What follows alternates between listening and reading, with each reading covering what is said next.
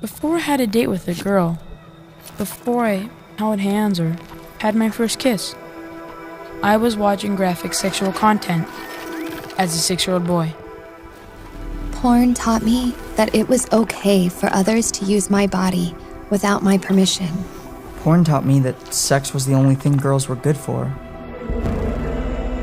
These are real stories of the damage of childhood exposure to pornography, and they aren't isolated incidents. The average age of exposure to porn, often accidental, is only 11 years old. According to a cybersecurity company, 22% of all minors who consume pornography are under 10. 36% are between 10 and 14. Popular forms of porn are increasingly violent and abusive, and the effects of exposure on our children are devastating. Addiction, depression, suicidal thoughts. It shapes what children believe about sex, what is acceptable and desirable. It normalizes sexual violence and increases the likelihood of sexually violent behavior. And the reason that our children are being subjected to the harm of adult content is because there is virtually no age verification to prevent underage access. Big tech and big porn have built a world with a complete disregard for our children's safety. Google's business is search, and because of SEO and lack of safeguards, even the most innocent search could expose a child to violent pornography in seconds. Twitter freely markets and hosts porn, all of which is easily accessible to any minor with an account. And every porn site is incentivized to allow underage access because more web traffic means more money and more consumers. Underage exposure is robbing our children of innocence and doing lifelong damage, while big tech and big porn enable and profit from it. We must demand that every site that hosts pornography must require true age verification to prevent underage access. This technology already exists. The main porn players who developed it just refuse to use it. Hold big tech and big porn accountable. Join this fight. Sign the petition to legally require age verification for all online pornography.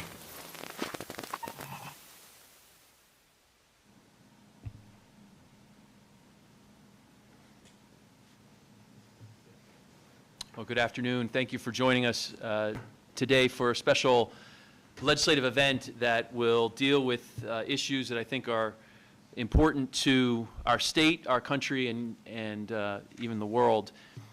Today we'll be talking about human trafficking, the pornography industry, and the intersection of those issues with big tech and how they affect our children, not just in New Jersey, but across the country. I am Assemblyman Jay Webber, representing the Legislative District 26. I am joined this afternoon on a bipartisan panel with my colleague from the 14th Legislative District, Tennille McCoy, Assemblyman Gerry Scharfenberger, and Assemblywoman Vicky Flynn, and Assemblywoman Dunn, and Assemblyman Mike Inganamort. We are really pleased with the speakers we'll be able to present today, talking about a range of issues, focusing on age verification and what New Jersey can do to protect our children from pornographic images and porn addiction. But we hope that this is a conversation that will spur other ideas and raise other issues and how we can make our state and our country a better place. Tomorrow is the United Nations World Day Against Trafficking in Persons, and we know that human trafficking generally affects women, generally affects young women, and generally affects young women who are exploited sexually. It is a plague on our globe.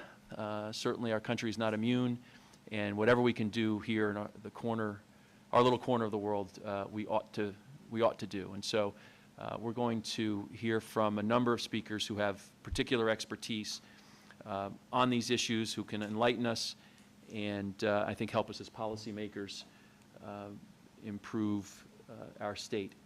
Before we get going, does any member of the panel want to make comments, or would you prefer to wait until we hear from speakers? Or did you have anything? Or? We could wait.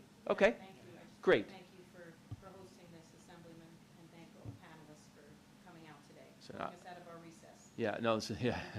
Nothing more important than the protection and welfare of our children, so I thank you for that. I'm grateful for everyone's participation, both on the panel and our speakers. So let's get started. The first witness I'd like to call up is Helen Taylor. Helen is the Vice President of Impact at Exodus Cry, and Helen's going to tell us about their important work, I think give us a good overview of these issues. Helen?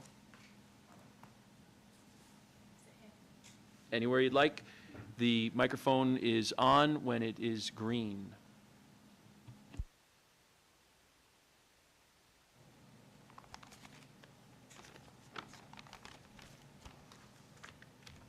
Well, thank you so much, Assemblyman Jay Webber, and all of you for being part of this event.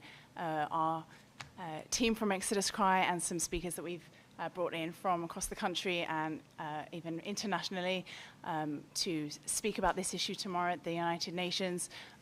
But when we heard that a bill to pass and introduce age verification was here in New Jersey, we were really excited and encouraged to help organize this event today.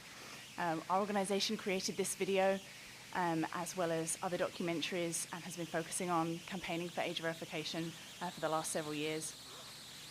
Many children experience first-time exposure to pornography as a form of neurological assault. The average age of a child being exposed to porn is currently around 11 years old. According to a 2019 UK study, 62% of 11 to 13-year-olds who had seen porn reported their first exposure to it was unintentional. Children under 10 now account for 22% of underage porn consumers, and 10 to 14-year-olds make up 36% of minor consumptions. In males as young as 14, a correlation was confirmed in several studies between frequent porn viewing and an accepting stance towards raping a girl. Several studies confirm that viewing porn as a child, preteen, or teenager generates shame, guilt, anxiety, confusion, poor social bonds, addiction, sexual anxiety, and feelings of dissatisfaction with their body. 10 to 15-year-olds consuming violent porn are 5 times more likely to be sexually aggressive than non-viewers of violent porn. We have over 1,000 recorded testimonies of individuals who have contacted our organization sharing their stories with us, and I would like to read a few quotes. Boy exposed age 10. I saw my first porno in the 3rd grade. Unfortunately, it wasn't even soft, it was hardcore. I felt sick to my stomach, and I knew I now didn't look at girls in the same way. It ruined my first 3 sexual encounters in my freshman year of high school. I didn't know how to approach sex, only based off of what I had seen, which isn't what 99% of teenagers in a relationship want. It led to performance issues, which shouldn't happen to 15, 16, 17-year-olds. I was pretty much addicted to porn by age 18. Then the search criteria became boring and turned awful and dangerous. Boy exposed at age 12. I went almost straight to hardcore BDSM at the age of 12 because that's what popped up. Girl abused at age 9. When I was 9 years old, I went to a neighbor's house to play hide and seek like we always did, but he told me he wanted to show me a new game. He took me to his parents' room and told me that he wanted to try something he saw in a movie he found on his dad's dresser. He raped me. I stopped playing hide and seek with the neighbors. I stopped playing outside in general. I started overeating as a form of self-protection. I've struggled with anxiety and depression ever since. He was my abuser, but porn was his. In 2020, our organization, Exodus Cry, spent 2 years campaigning for Pornhub to be held accountable for not verifying age and consent and for hosting and monetizing videos of real sex trafficking, rape, and underage abuse. Nick Kristof from the New York Times saw our petition and reached out, resulting in his own investigation, which was on the front page of the New York Times at the end of 2020 in an explosive expose titled The Children of Pornhub. Within days, all credit card companies cut off payment processing, and Pornhub deleted 10 million videos, 80% of their website. In 2021, we launched a campaign called Protect Children, Not Porn. The call to action: for all sites hosting porn to require that users be age verified with a government ID before they can access adult content. We launched a petition which we delivered in DC, released a documentary called Raised on Porn, which was viewed by millions, and mobilized the campaign all year. I even led a protest in Times Square. Then in January 2023, Louisiana became the first US state to introduce and pass age verification. Since then, around 38 states have introduced and 19 have passed age verification bills for adult sites. A few weeks ago, I was in Paris and I downloaded the app Lime to rent a bicycle. It required me to verify my age using the very third-party, private and secure facial age technology that is one of the viable verification options in this law. It's a common-sense law and clearly where the future is headed. If we can protect a child from riding Lime bicycles in Paris underage using this technology, how much more can we and should we protect kids from being exposed to graphic pornography? Even as of today, typing porn into Google results in Pornhub being the first site listed, and despite the recently added click to enter if you're over 18 button, any child is technically just 2 clicks away from accessing adult content. This is unacceptable, and we are at the stage now where we must hold big porn sites accountable if they refuse to implement proper age verification, as they've demonstrated time and time again that they are unwilling to independently implement it themselves. Child protection must be the priority here, and this is something that I would urge New Jersey lawmakers to come together over in a strong bipartisan effort and bring Assemblyman Webber's Bill A4146 across the finish line, joining the other 19 US states that have already passed age verification in the last year and a half. Simply put, kids deserve our greatest fight, so please, let's protect children, not big porn. Thank you.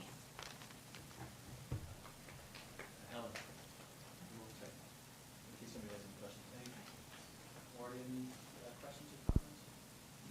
Thank you. I appreciate it. I'm sorry. I do have an appointment, so it'll make me have to leave a little bit earlier, so I appreciate you.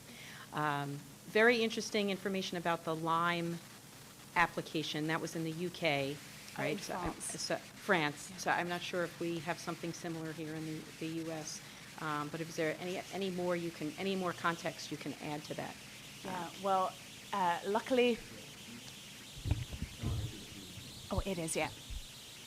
Luckily for me, we have brought out our age verification technology expert, Iain Corby, who's sitting behind me, who's going to give an excellent presentation explaining the technology. He's far more knowledgeable than I am. But yeah, I'm looking forward to hearing from him.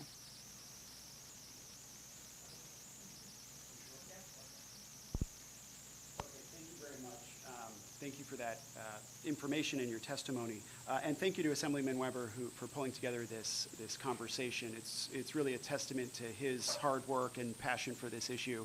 And he's really quite magnanimous in bringing together different legislators, bipartisan, different ideas.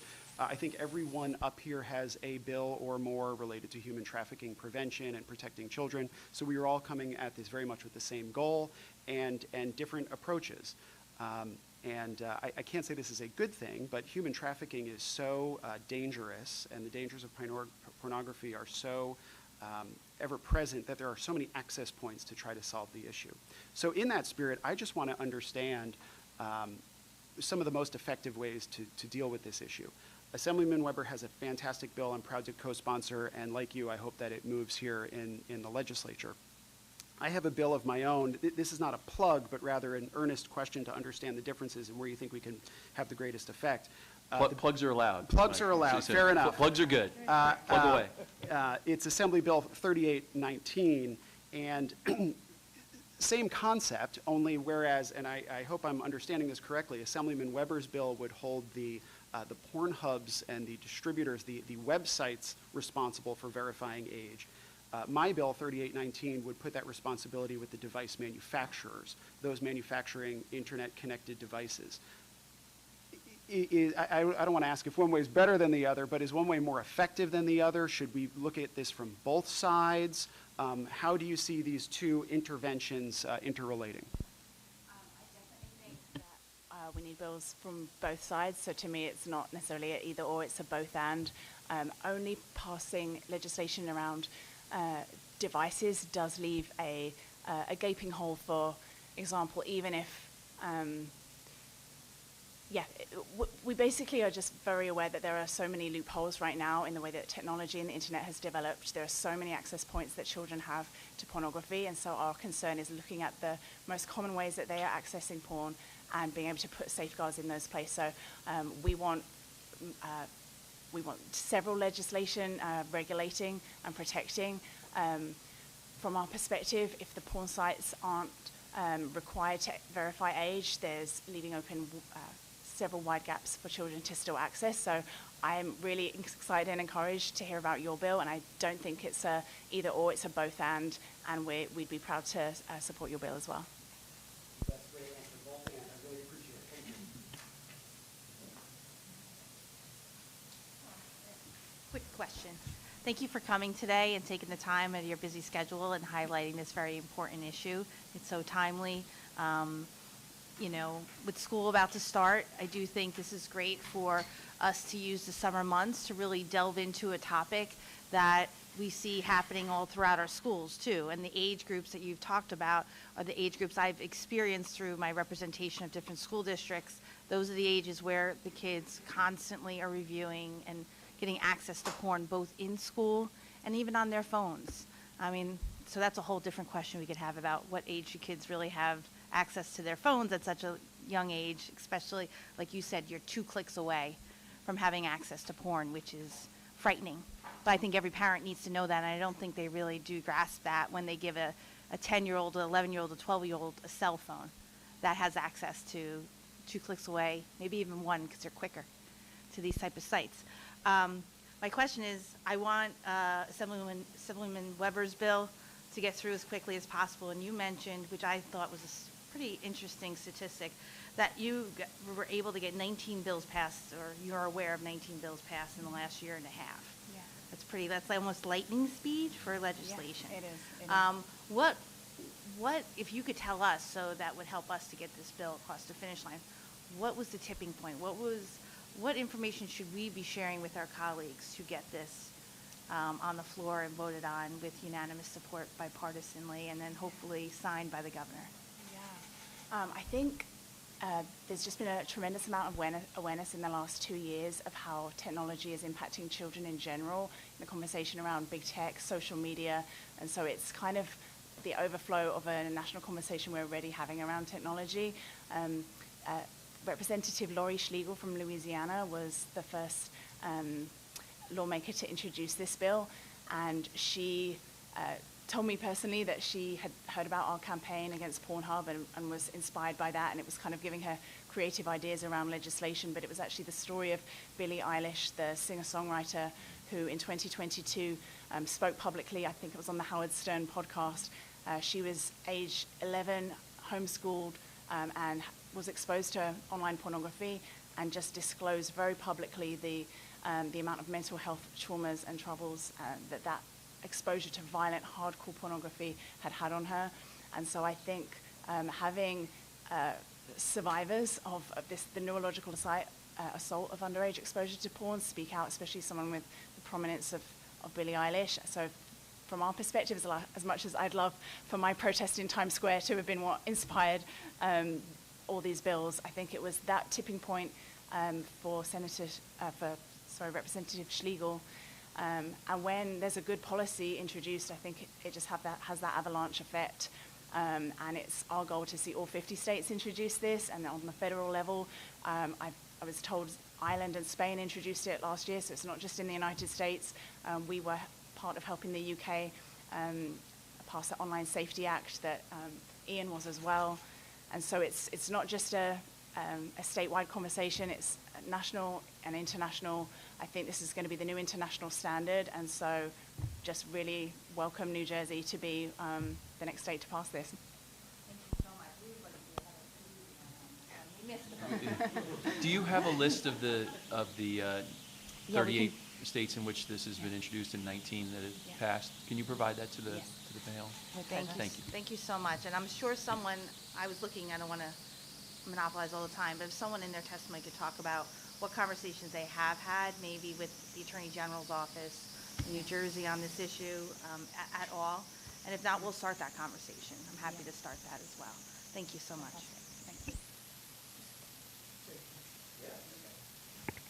Thank you. That was eye-opening. Have there been any groups pushing back against this legislation? Yes. Just so we know who to expect the pushback from. ACLU, I would imagine. Yes, I have a list of groups that opposed us when we've been trying to introduce it over in California, where our organization is based. Much of the pushback, I believe, comes from misinformation. There's some concerns around privacy, around the encryption aspect of the technology. Obviously, people have concerns of their private data around accessing adult content being exposed. But as you're going to hear today, we're actually in a place right now where we're very confident in the technology to hold up to scrutiny around privacy and security concerns. So those were some concerns. The adult industry based in California have, of course, been aggressively pushing back, and they could implement this technology if they wish to, and they haven't, and they publicly mentioned a number of times that the amount of traffic, hence money, that they would stand to lose. But we just believe children are more important than money. Our campaign is literally called Protect Children, Not Porn, and so the priority has to be children. But we're excited and encouraged that there is a way to verify age through a third-party encrypted app that you're going to hear more about. So, I mean, I can share more about some of the more detailed questions and concerns, but I think once people are really informed about what technology is actually available, they'll realize that this is a no-brainer bill that absolutely should be introduced. Thank you. So walk us through what information actually would go into this app, or what would actually be released out to do the verification? Yeah.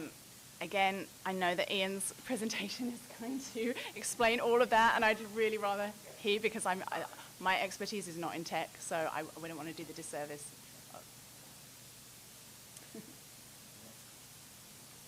Helen, thank you very much for your time. You're not going anywhere, so if there's other questions that come up, we can always try to bring it back, but at this time, I think we'll bring up Victoria and hear from our next witness, okay? So our next witness is Victoria Galy. She is a survivor of sex trafficking on Pornhub. And Victoria, please come on up, and thank you very much for visiting with us and being brave enough to share your story. Sure. Well, first, thank you for having me. It means a lot for me to be able to share my story here today. It also represents, obviously, a significant milestone in my healing process. I'll just jump right into it. My name is Victoria Galy. I come before you as a mother of two, but also as a sex trafficking and image-based sexual abuse survivor. Beginning around 2018, I discovered that I had been date raped and exploited online with non-consensual pornographic images and videos on websites across the internet by people I trusted, including a boyfriend and people I thought were my friends. I legally am a victim of sex trafficking as my date rape was monetized on Pornhub. I'm here today to speak to you about the urgent need for you to support age verification for adult websites. I know firsthand from where this content on these websites comes from, and it is not what we want our children stumbling onto. These websites are full of child sexual abuse material, rape, sex trafficking, and other unspeakable abuses and crimes, despite what Pornhub would like you to believe. Websites like Pornhub have been repeatedly outed in news articles, documentaries, and even criminally charged here in the United States for profiting from sex trafficking material. So there is no question what is on these websites. Is this what we want our children stumbling onto? Children are malleable. Their brains are not fully developed. They're not able to appropriately process what they're seeing. Exposure to porn, especially at an early age, can lead to problems with emotional regulation, impulse control, relationships. It can cause a child to develop unhealthy attitudes towards sex, relations, and even body image. Porn is extremely addictive. It leads to desensitization and increases the risk of a child being exploited or groomed by a predator. Parental safety controls can only do so much. Without age verification, we are basically saying it is okay for our children to be exposed to this material. We're teaching them that the things they see in these videos are normal. They're okay. It's irreversible damage to an entire generation, and it is urgent, overdue actually. And I'll just mention right here, you asked about putting controls on devices. My concern there is you can access Pornhub from a TV, a computer, a phone? I mean, are we going to put these on every device? It definitely, as Helen said, should be passed also, but my fear would be, as a mother of two, that my children would stumble in on this content. We request age verification for R-rated movies, cigarettes, alcohol, so on. Why, when it comes to pornography, do they get a pass? We know the harmful effects. We know the abuse material that exists online on mainstream sites, and yet we continue to expose our children. There's no room in a civilized society for anyone to be exposed to this content without age verification. In order to fully understand the scope of the problem we are facing, you have to understand how porn websites operate. For example, Pornhub's parent company, now I guess it's going by the name ALO, prides itself on SEO, among other things. This means search engine optimization. In layman terms, they're optimizing the number of visitors to their website by ensuring that the site appears high on the list of results returned by a search engine. So this basically means that a child can innocently search terms in Google and still end up with Pornhub on the first page of their Google results. They can accidentally click the link and instantly be exposed to content that could traumatize them for life. This problem is only getting worse. Pornhub knows exactly what it's doing, and it's not just limited to Pornhub, but all of the porn websites. As they continue to index more pages, content, titles, tag words, etc., they are growing more visible online. Pornhub is already on the top 10 list of most visited websites in the world, even more visited than Netflix. There's a reason for that, and it is by design. I wanted to take a minute just to talk to you about my own personal experience. I said that I was date raped and that those videos were monetized online. When I discovered my abuse, here are the few effects that it had on me. I was suicidal. I became depressed. I was unable to care for myself. I lost weight. I was terrified to leave my house. I dyed my hair dark and cut it off. I took a leave of absence from my job, not knowing if I would ever come back to work. I sold my house. I moved in with my mother. I felt as though my life were over. After several stalking incidents, I began to carry a gun with me everywhere I went. These illegal videos have been shared all over the internet, and they remain active on porn sites across the web today. Pornhub appears to be the origin of every one of them and is still hosting the bulk of my abuse and refused to remove it. The only reason that I'm here before you today is because I love my children more than anything, and I owe them a mother who is happy, a mother who can care for them, a mother who feels safe and can share that safety with her children. See, sexual exploitation doesn't just affect the people being exploited. The effects trickle down, and it affects everyone around them. For me, this meant that my children, my friends, and my family suffered. Sexual exploitation like this hurts families, communities, and ultimately the entire world. Pornhub and other websites have created an environment that allows criminals to flourish. They're aware of their shortcomings and regulations, but instead of looking for ways to fix it, they're simply enjoying the billions of dollars in profit that they receive annually from this sick environment. They not only allow it, but promote it. Their spokesperson has openly praised pedophiles and exploitation on social media platforms. What happened to me is so unbelievable that many people can't wrap their head around it. As I mentioned before, I was a paralegal with one firm for over 17 years. This destroyed my reputation, and it has ruined my life. What happened to me could happen to you. It could happen to your kids. It can happen to your grandkids. It could happen to anyone, really. All I ever wanted was my abuse videos removed. I know now that this will never happen, and I will remain online drugged and engaged in sexual activities while being directed by my abuser on what to do. Meanwhile, he's reaped the financial benefits and continues to laugh about it online under fake accounts. Our world is fully immersed in deception, editing apps, filters. What makes you think that the porn world is any different? It is my hope that we can pass laws that protect children and give victims the right to have all of the abuse videos removed, even edited, altered, or deep-faked videos.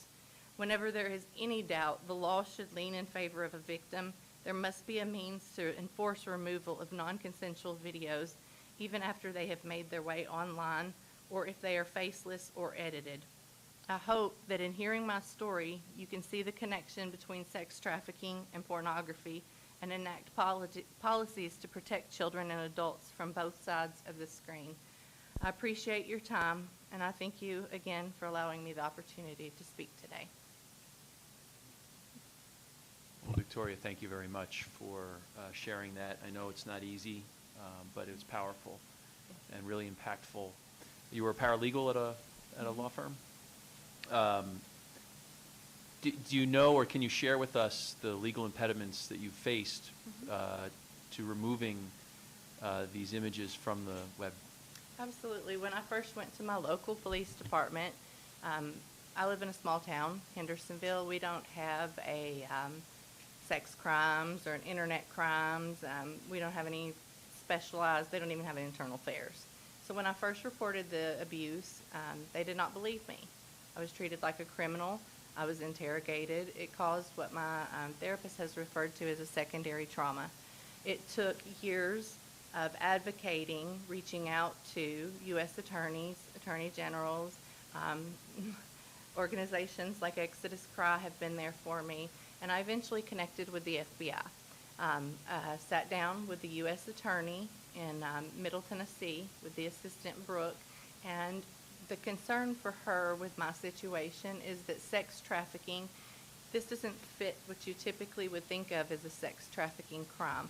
Sex trafficking is legally defined as any commercial sex act that is induced by force, fraud, coercion, or any combination of the three.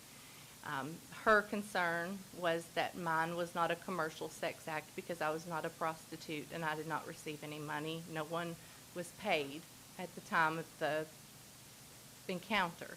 So monetizing a video later, she did not feel that it was the legislative intent to be covered under sex trafficking. There are several other issues with the case. Like I said, my videos have been edited. I've been working with a company called Deja Vu AI, and they are coming out with new options, data pattern matching software that may be able to help me. My face has now been face matched with one of the accounts, and we're in the process now of developing new software that's going to allow people like me who may be in a faceless video. I don't know if you've had any awareness of that, but basically Sound Investigations has a video out where an undercover Pornhub employee speaks about what's going on at Pornhub, and there's no way to identify someone in a faceless pornographic video. So most of my videos did not have my full face in them. I did not know they were being made. Some of them were date rape, some of them were voyeurism. So it's a very complicated question as to why I have not been able to get justice so far. I'm still hopeful, and I'm still pushing. And did you pursue civil remedies as well as criminal, or? I do have an attorney representing me in the civil case. Okay. Well, we might have found our first bill of the afternoon. So, anybody have any?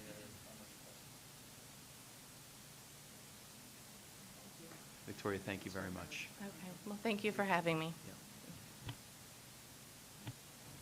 Okay, we have a couple of medical practitioners. Actually, I'd like to call up Jennifer Chuang.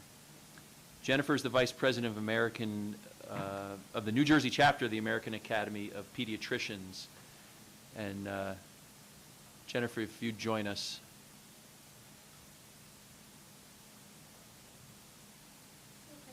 Another chair also for Dr. Agawa. Absolutely, please do. There used to be two.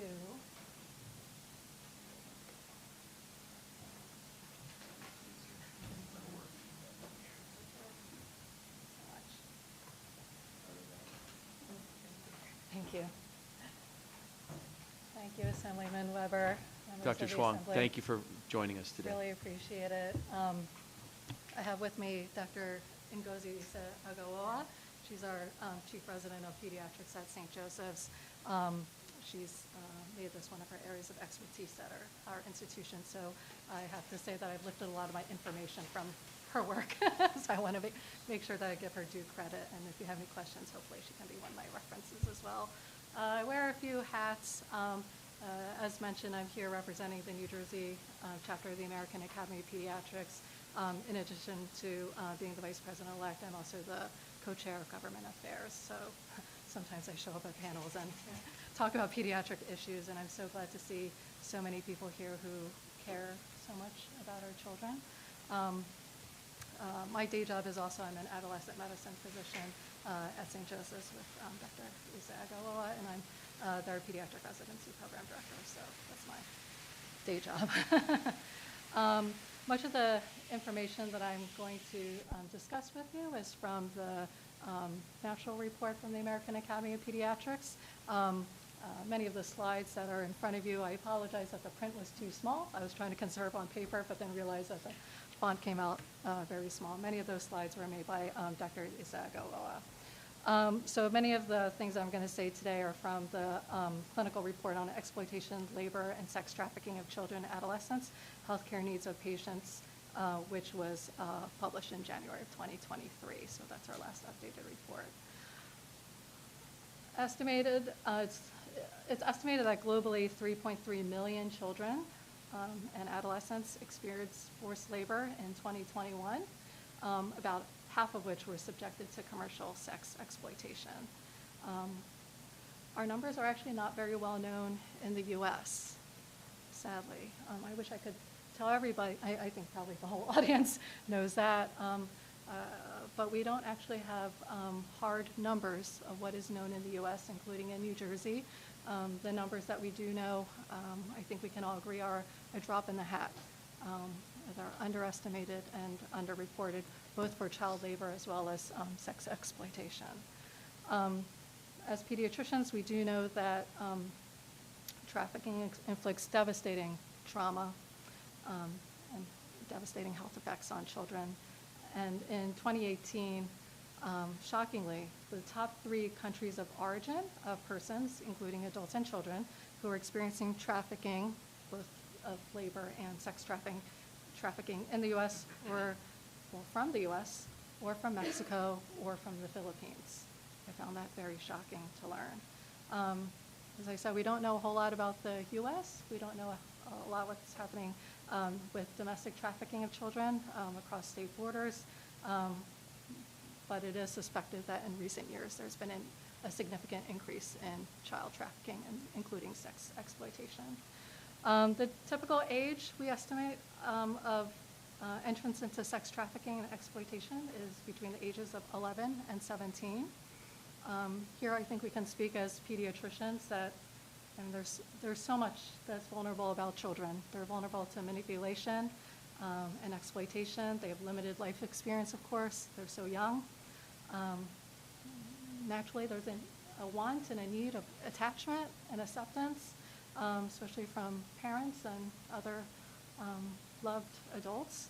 Also, their brains have not fully formed, including the parts of their brains that can really make judgment of good and bad, who can be trusted, who can't. Limited ability to control impulses as well, which we see with a lot of teenagers, of course, but really at all ages. And it's hard to think critically about alternate action plans at this age. And so there are lots and lots of reasons why children are quite vulnerable to exploitation. We work in Paterson, which has a very large immigrant population and a lot of poverty in our community. So we also know that extreme poverty may drive children, adolescents, their parents, and other caregivers to migrate to large cities like Paterson or to other communities, immigrate from other countries, and they may be subjected to high-risk job proposals that involve a lot of safety risks and exploitive conditions. Early childhood adversity, including child abuse and neglect, unfortunately is common, including for those who are in foster care or were recently in foster care. And these traumatic experiences may drive children to run away from their home or from the custodial care that they're living in.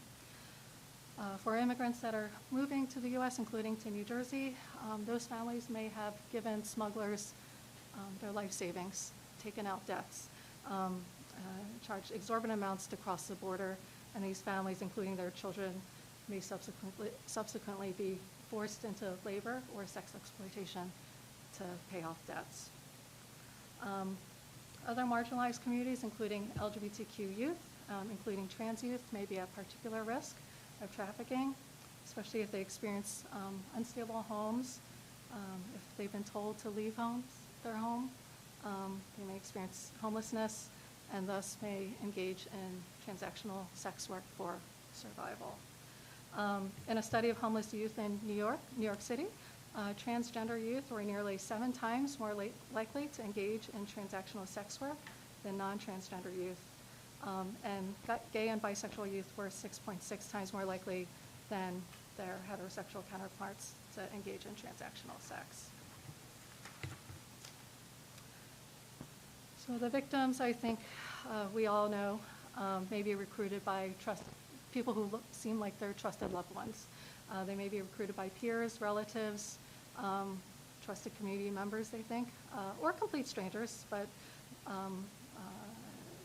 sadly, many times it's by somebody they know. Also, their traffickers may be trafficking victims themselves, so we also have to keep that in mind. They may make promises of love, money, attention, assistance, or acceptance. They may help them obtain housing, drugs, survival needs, or to help their family pay off their debts. And as we've talked about during this meeting, they may meet each other first over social media or other areas on the internet or face-to-face encounters. So as healthcare providers, and I'm probably now speaking for all different parts of the hospital, we may meet children who are being trafficked in the emergency department. I did invite members of our hospital's trafficking task force to come, but unfortunately they're working in the ED today, so they couldn't make it. But they certainly have a program to educate the staff about recognizing trafficked youth. We may also see them in the outpatient clinics, in child abuse or foster care clinics, and we have one as well. School-based health centers, schools, urgent care centers, or inpatient wards, pediatric ICU or other settings. They can come in for well checks. They may have papers for school if they are going to school. Or they may come in for injury, including sexual assault. They may come in for pregnancy-related issues. They may come in for pelvic inflammatory disease or other sexually transmitted infection-related complications. And many times they present with an adult. Maybe it's a family member. Maybe it's an adult who says they're a family member. It's hard to know sometimes who they're really presenting with. We're trying to be a little more strict about who is the person who is with you. Again, any of these adults can be traffickers, and they may present with a myriad of complaints, head to toe. As an adolescent medicine doctor, I also remind people that teenagers are allowed and should seek confidential care for some areas of health care, including reproductive health care, STI screening and treatment, HIV screening and treatment, mental health care, substance use. But in reality, a lot of our teenagers don't actually know that. When I describe their rights for confidential care, for many of them, it's their first time hearing it, and same with their parents. So I can suspect that children and adolescents may not feel empowered to tell their doctors what's happening because they never made it to the doctor in the first place because maybe their trafficker is their relative who needs to bring them to the doctor, and they may have delayed or may not present for care at all. So I do really worry that we're not seeing these kids. Overall, we need to do better with educating ourselves about recognizing kids and adults who are being trafficked both for labor and sex exploitation. As a teen doctor, I really want to stress how much we care. We all care. And I really want to emphasize that to everybody in the community. Thank you.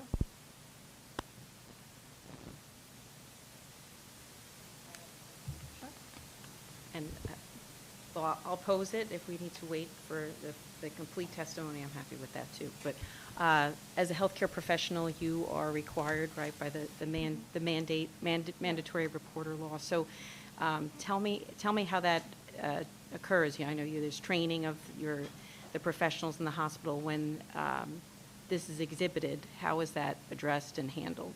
And it's my understanding that there is now a kind of a set screening tool for healthcare professionals, but I could be wrong, and I don't know if that's implemented or being used here in New Jersey. Sure.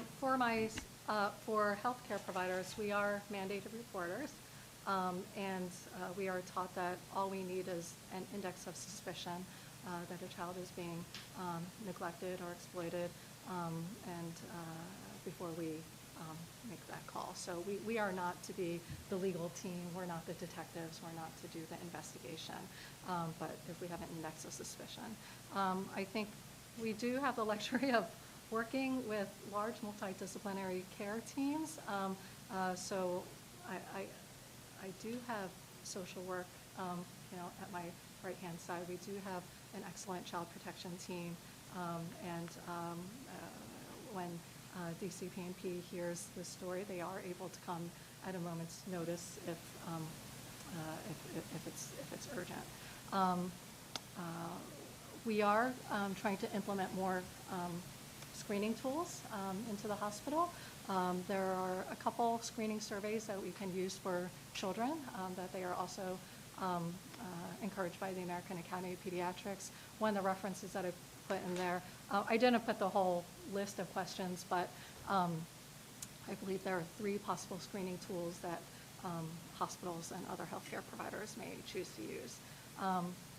I don't think they're standardized across the board, though. So this is also an area of just more research of our screening tools robust enough to recognize the children that are in need.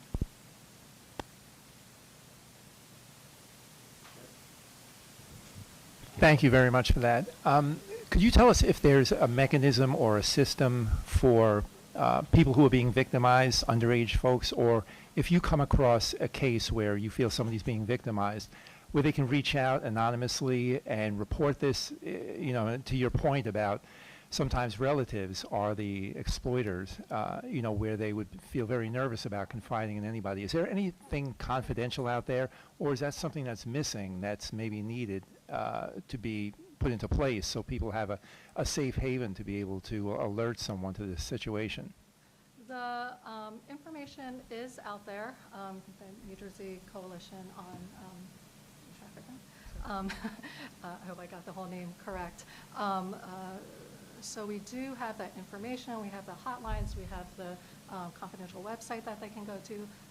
I do worry that there is a disconnect of are we recognizing the children? Are they accessing the information? And also, it's hard to access it discreetly if your perpetrator is close by as well. Like, do you hand them a piece of paper that the perpetrator may see? Do you put posters in the bathroom? In other areas of healthcare, I often have the teenager bring up websites and say, read about this when you get home. But what if their trafficker is also monitoring their phone? And is that child going to be in danger? So I do think we need to have more in the movement of how, we are getting kids into care, but I don't think we're getting enough kids the help that they need. Thank you. Thank you very much, Dr. Thank you for your work. We appreciate the PowerPoint. I can also send the file so you can read Yes, it please larger, do. Yeah. Larger font. That would be good. Thank you. Thank you. We have a certified pediatric nurse with us as well. Heidi Olson is a sexual assault examiner and president of Paradigm Shift Training and Consulting. Heidi?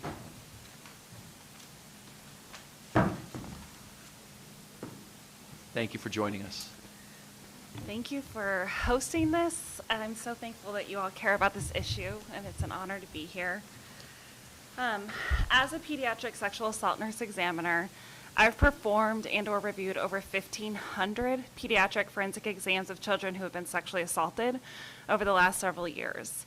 And I need to give everyone a trigger warning that what I'm going to share is extremely difficult to listen to and it's graphic, but I can't sugarcoat the dire situation that we're in. So at my hospital and across the globe, we're seeing a really disturbing trend, which is that an alarming number of kids are sexually assaulting other kids. Data from the last 10 years from our hospital shows that anywhere from a third to half of those committing sexual assaults against kids are minors themselves. In fact, the age range most likely to commit sexual assaults are 11 to 15-year-old males, with 14-year-old males being the highest risk to engage in this behavior. And it's not just a concern in the United States. The United Kingdom published data this year that confirmed that the majority of their perpetrators are minors. Before moving forward, I feel compelled to dispel a common myth. Many people think kids who sexually abuse other kids are always victims of sexual assault themselves. This is not true. In a small percentage of cases, the offender has a history of sexual abuse. But there are other more likely variables of why a child will sexually harm another child. And an increasingly common theme we're hearing from offenders is that pornography use is what influenced them to harm another child. Pornography. There is correlational and causational data to support this. There are over 100 peer-reviewed research articles that detail this connection. Let me give you a real-life example of what this looks like. My team took care of a 4-year-old male who disclosed a traumatic sexual assault to his parents that happened at the hands of his 11-year-old sister. She played pornography on her iPad during the assault so he could watch and learn what to do for next time. While many kids see porn accidentally for the first time, what they're watching is extremely violent. We know that 90% of scenes show a man being violent towards a woman in mainstream porn. So what most kids see, even when they accidentally click on a link, is extremely violent anal penetration, strangulation, gagging, multiple men penetrating one woman, and ejaculation on the face. As the New York Times recently pointed out, many teenagers are violently strangling each other during sexual encounters and assaults, copying what they're seeing in pornography without the faintest idea that this can cause brain damage or be lethal. Research shows that pornography is addicting and the adolescent brain is really vulnerable to this content because of mirror neurons in their brain. These mirror neurons will convince kids that they're actually experiencing what they're seeing. This is a frightening reality when we know that 1 in 3 kids have seen hardcore porn by the age of 12. As their brains are becoming prematurely sexualized, they're going to want to act out and repeat what they're seeing online. This was seen when my team took care of a 13-year-old female who had been raped by her 16-year-old brother. He stated, "I was looking at porn in my room and couldn't stop thinking about it," as he began his assault. The number of children who are viewing pornography multiple times a day is astounding. A colleague of mine recently told me about a high school in rural mid-America. The school monitored their students' school-issued laptops for 1 month. This school only had 140 students, so tiny high school. And what they found is that in 1 month, there were 13,000 hits to Pornhub. That's every student going to Pornhub 3 times a day, every day for a month on their school-issued device. A recent study showed that when kids view porn, they think that what they're seeing is a realistic portrayal of sex. And the boys in the study revealed they wanted to imitate the behavior they were watching. So let's think about this. I recently heard a therapist say a sexual psychopath can only be sexually aroused if someone is being harmed. If 90% of pornography is showing violence towards a woman, and pornography is setting the sexual arousal template for children, what are we creating as a society?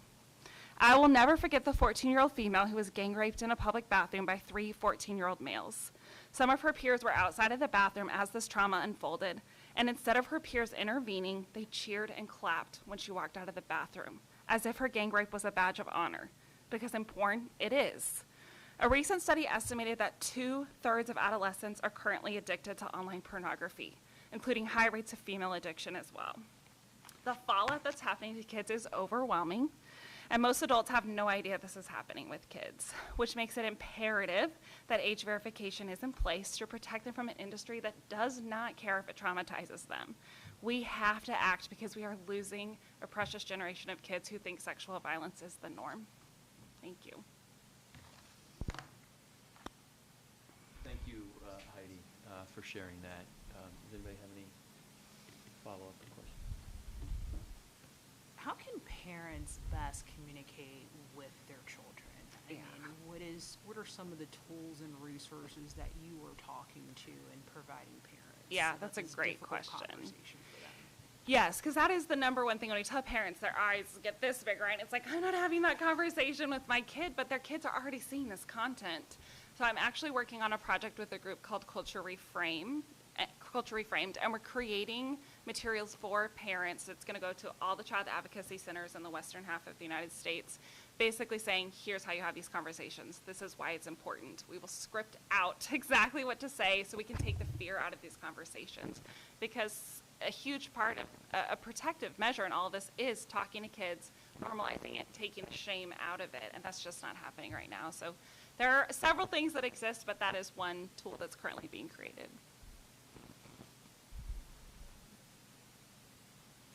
Thank you for this information. It's very critical.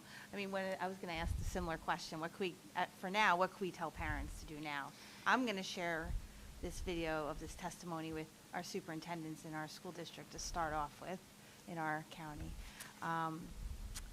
But you said 2/3 are addicted right now.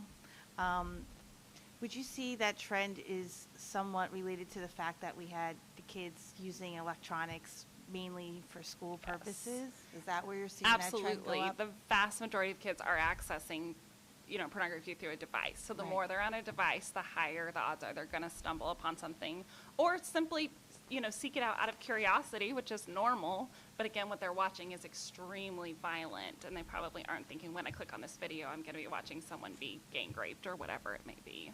And does your data show that there's an effort to target this? It's a this good group? question. I would say anecdotally, yes. What we're hearing is that there's pornography almost in these insidious forms. Like kids are watching YouTube that's kid friendly, and then cartoon pornography will come on, like different things where they're being exposed even though their parents are doing a good job trying to protect them. There are sort of these back doors where the porn industry is targeting kids. Because the goal is to have someone addicted to this at Right. some point, right? Yep. The younger someone views pornography, the more likely they will be a lifelong user. So absolutely makes sense for this industry. Well, thank you for highlighting and allowing me to make those connections. Yes. Thank you very much. Extremely powerful. Thank you so much. All of this has been powerful, even if we don't ask a question. Just extraordinarily powerful. My question for you relates to the child advocacy centers we have throughout this state. We have some amazing nonprofits. I think about Deirdre's House in Morris County. We have Ginny's House up in Sussex. I'm sure there are others throughout the state.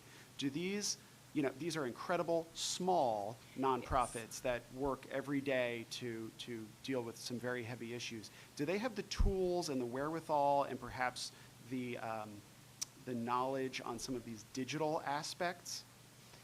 My guess is probably not. I would say for many groups, pornography is kind of at the bottom of the totem pole, so to speak, right? So we're talking about child abuse and trafficking and all these different things that a lot of them have a connection to pornography, and yet when we have these conversations, porn often gets left out, and the digital piece. So I would say probably not. It's definitely not standardized that we're talking about this in relation to kids.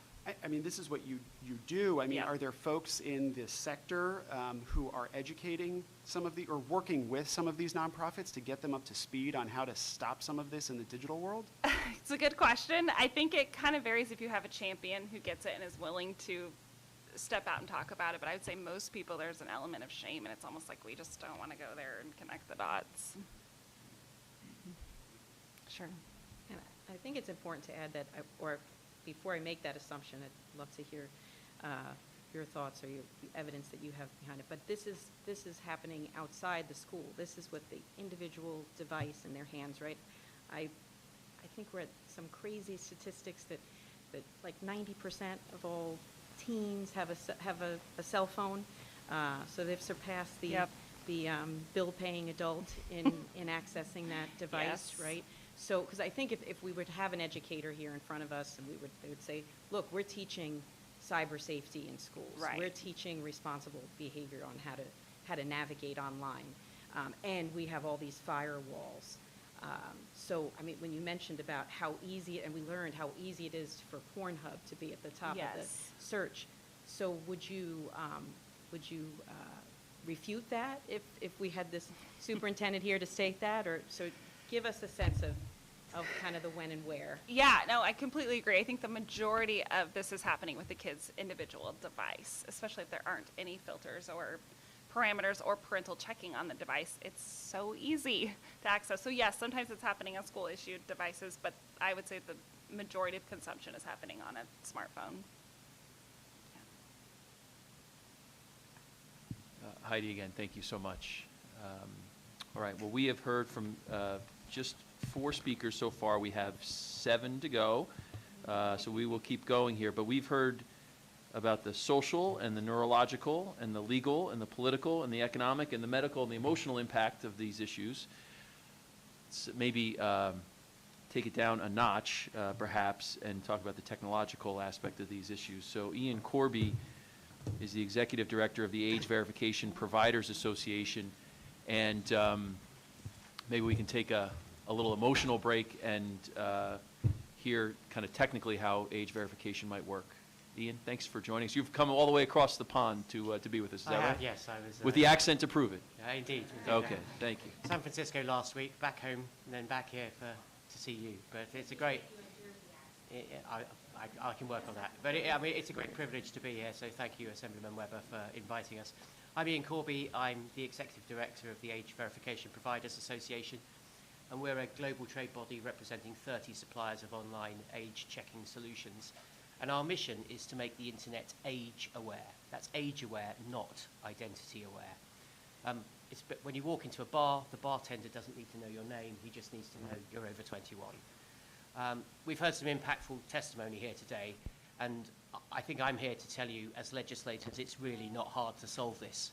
I'm not going to try and pretend that I represent an industry that has, leading edge technology. It's actually pretty straightforward to prove your age online without disclosing your identity. And frankly, if we can put a man on the moon, we can do that. So what our industry does is allow us to apply the same norms of society in the real world to the online world.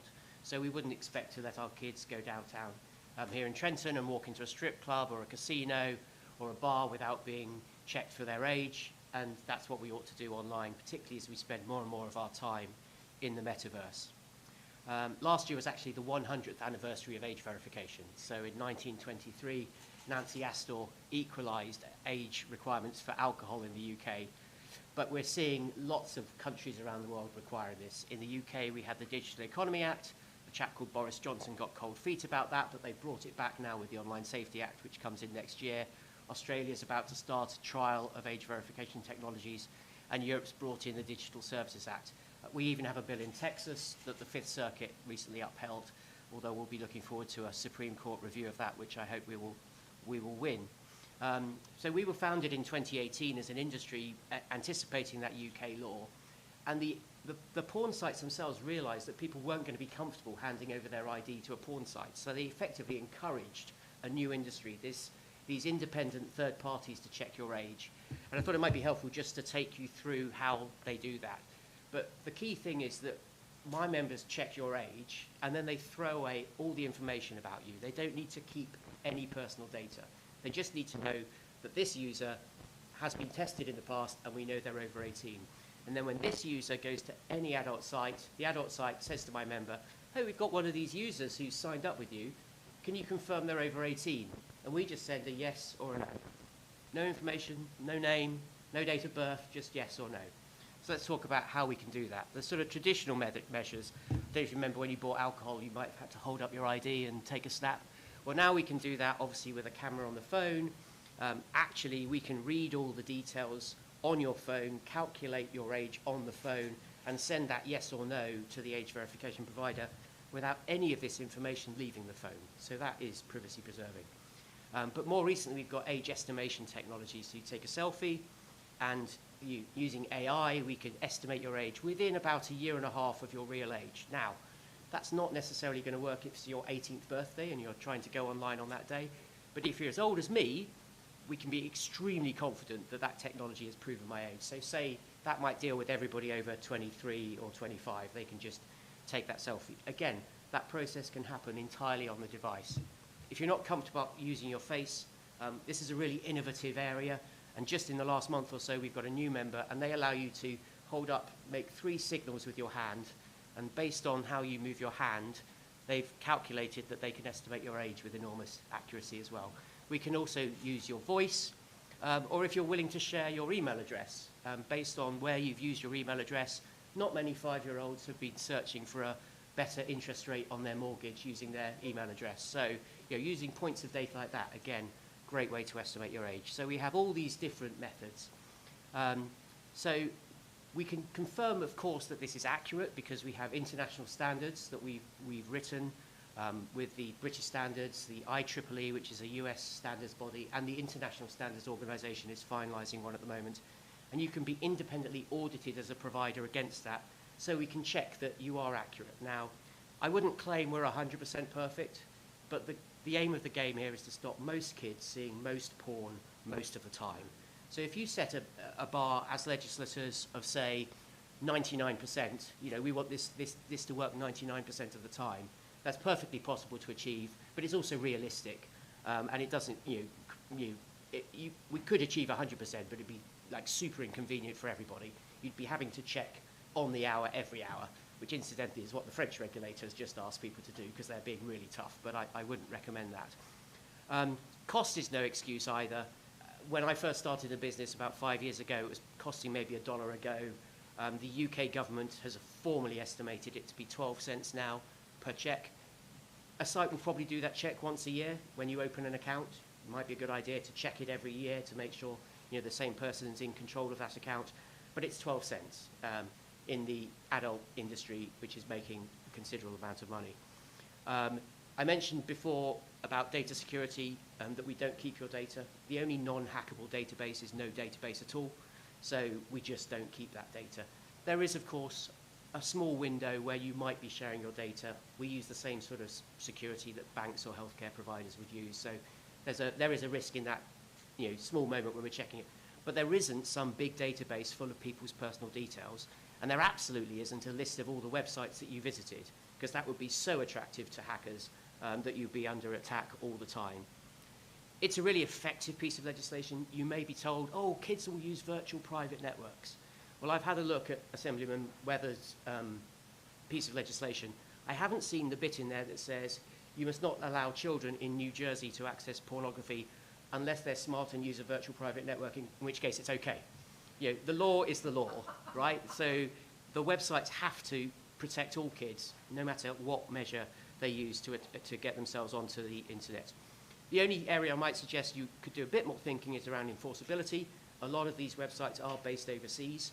What they've done in the UK is take powers to require payment services provider like Visa and MasterCard to withdraw services from non-compliant sites. But I would say in the previous iteration of our legislation in the UK, they didn't do that, but Visa and MasterCard offered to do it voluntarily anyway in order to help implement these bills. They do not want to be associated with illegal websites, so they will refuse to take payments. And that's been extended to hosting services and advertising services, all the things that make the commercial side of that industry work. So it's perfectly possible to reach well beyond the borders of New Jersey. I won't go into the details around the difference between the different methods. Device-based solutions do have a place, filtering has a place, parental controls have a place, and teaching kids to be resilient has a place. But if you really want to stop this at source, then you need to put the responsibility on the people who are publishing it, because they know where it is and they know who their users are. I'm more than happy to take any questions. Thank you so much. Does anybody have any questions, comments for Iain? I suspect that our follow-up with you will be after this and more technical as we look at my bill. If you have a suggestion on beefing up the enforceability, for example, please share it. We'll talk about that. And I guess just conceptually, so for everybody kind of thinking about this and watching this, that the idea is that a consumer goes to an adult content site. We have legislation in place that requires the adult content site to go to one of your members, a third-party provider, who will say the consumer is or is not eligible to consume the data on your platform. Is that right? Yes. And one thing I didn't mention was we're working as an industry to make reusable, interoperable checks.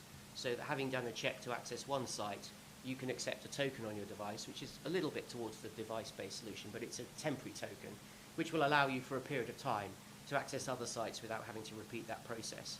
Obviously, how long that period of time could be set by the Attorney General. And the site,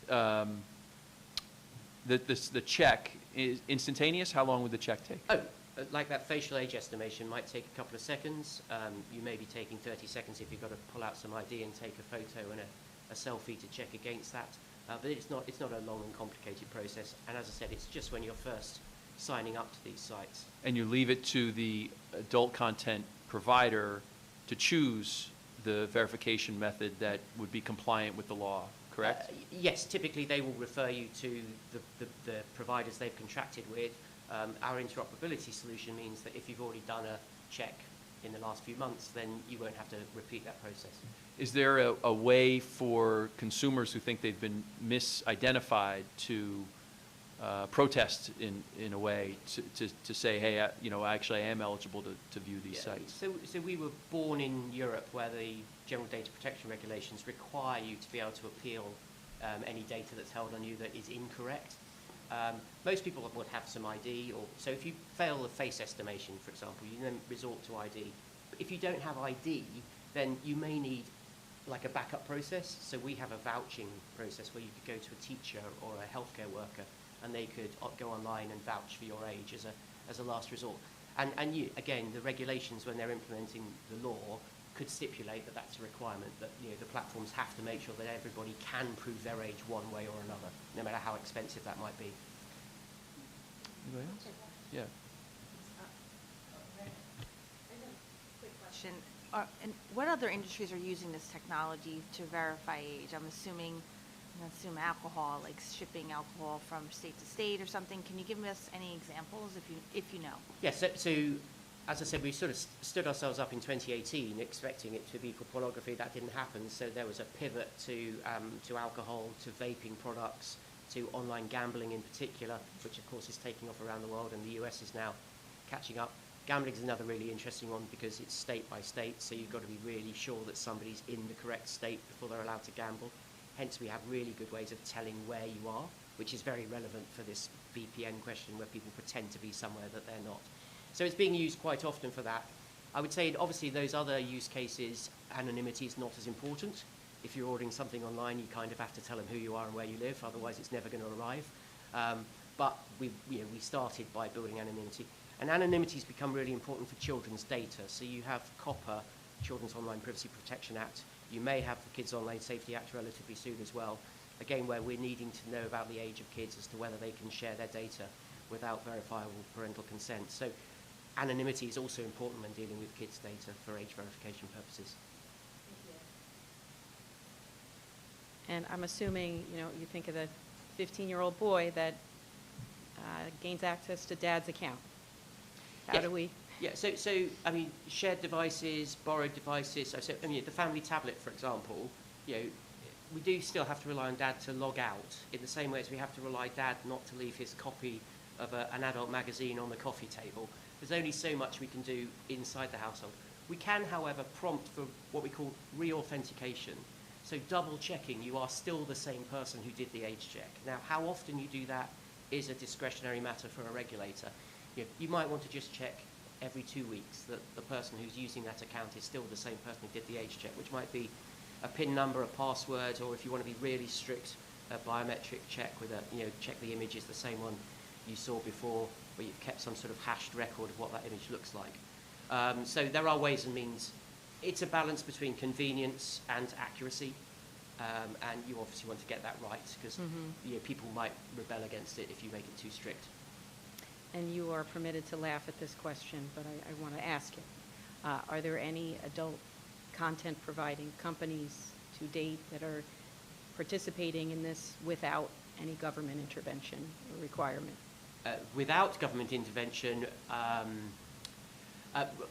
yes, there was one. The Playboy organisation did experiment with it some years ago when we were setting this up. They wanted to be seen as a leading provider. It has been implemented in France and Germany, where the top 5 or so sites implemented it. They then decided they didn't like it and went to court, and there have been very lengthy legal battles in court. I think that's more about having a level playing field. So what doesn't work is if you just target a few providers and they feel that they're going to be sort of sought out separately and everyone's going to defect to smaller sites which aren't as well regulated. Your regulator needs to say to everybody on day one, you all have to comply, and you are all at risk of action if you don't comply. Thank you. Iain, thank you. I'm sure we'll be following up. Thank you very much. Yep. So, social, neurological, legal, political, technological, economic, medical, emotional.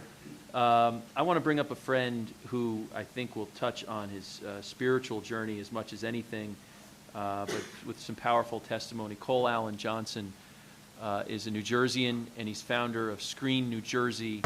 And Cole, I really appreciate you coming and joining us and being so forthright about your story. And I hope you share it with the panel and the viewers who are watching. Yeah, thank you so much for having me, Assemblyman Webber, and all you here for giving us your attention. I'll share a little bit just about my personal story, because a lot of people can share different facts and stats with you, but I can give you, as a 29-year-old man, what it was like growing up at the cutting edge age of being exposed to this material. If you go even just a little bit older than me, I have clients and a personal trainer in their mid-30s. They always talk about how they had dial-up internet, so it took minutes just to download one image, in which case what they are being exposed to is more akin to what a Playboy magazine would be, right? It's just not going to nearly fry your brain to the degree of what my cohort was exposed to, which was the advent of tube streaming sites, right? These sites that are like YouTube, where you can just click from one video to another video. There's a recommendation tab. And you can pretty much consume not only unlimited pornography, and we're not just talking about unlimited images, but videos, right? And then ever increasingly deviant pornography, which is where it's inevitably going to go for a lot of people, because the unique thing about pornography, which is going to make it different from something like alcohol or cocaine, where you can just simply increase the concentration of what you're using, right? The quantity, the purity. You can't really do that for porn. The way that you can increase, we'll just say purity, right, is by seeking out more novel stimuluses, right? And this dives a lot of us into a pit where you come out of it questioning whether or not you're even a good person, right? Because of what you've deviated into, just due to the nature of this addiction. So to backtrack a little bit and tell you a bit about my story, I was first exposed to pornography when I was 12 years old. I was brought up to a room with a new kid that I was hanging out with, and he just put in xxx.com. It was simple as that, just as many naked women as I could possibly imagine. I had no idea that it was that easy to gain access to. Before this, me and my friends, we would have to get our hands on a rated R movie and pause it in the one spot where a girl would be naked. Once again, just not doing nearly the damage to your brain that will do. I ended up breaking my leg, moving to a new school, and it led to this situation where I was alone at home with a desktop computer while both of my parents, right, dual income household, worked into the night, and I got terribly addicted to this. If that sequence of events hadn't happened, maybe I wouldn't have been so addicted. To put things in perspective, I was masturbating roughly 4 times a day, every single day. I pretty much never missed a day. And that might sound crazy to you guys. I've had people say, I didn't even know that was possible. And I just tell you, I knew a lot of kids that were that bad as me. I got exposed to it at the school that I came from, the school that I went to. Every kid was talking about it. They were actually ahead of the school I came from, where it was just, kids were joking about it. They were watching it together in groups. They were sending each other videos as a joke. There was this one website in particular I remember. It's called wowomg.com, and you'd send it to somebody, and the person would click on it thinking that this is an innocuous website, right? And then a clip would come up of gay anal sex happening. I mean, just shocking content, and guys would laugh about it. This was a normal part of my school experience. Another normal part of my school experience was boys comparing with each other how large their penis is. They would go home, tape measure it, and then report back what their numbers were to each other. I mean, talk about body image disorders that this is going to create. And we actually live in a society now where men actually attribute part of their value to the size of their penis, right? And this isn't just men. In Billie Eilish's testimony, which was brought up before, she talks about how much body image disorders it caused her being exposed to this content. Even the look and appearance of her vagina, she felt insecure about. Obviously, how the women were performing, how they were climaxing, all these fake things, right?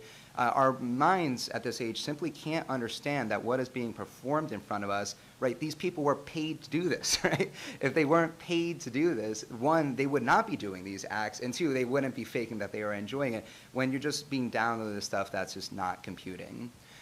So then comes the devastating impact that this had on my life. Now, leading up to being exposed to pornography at my former school in North Jersey, I was a very well-liked kid. I was so well-liked that there were 4 elementary schools that merged into one middle school, and kids knew about me from all the elementary schools. And this is before social media.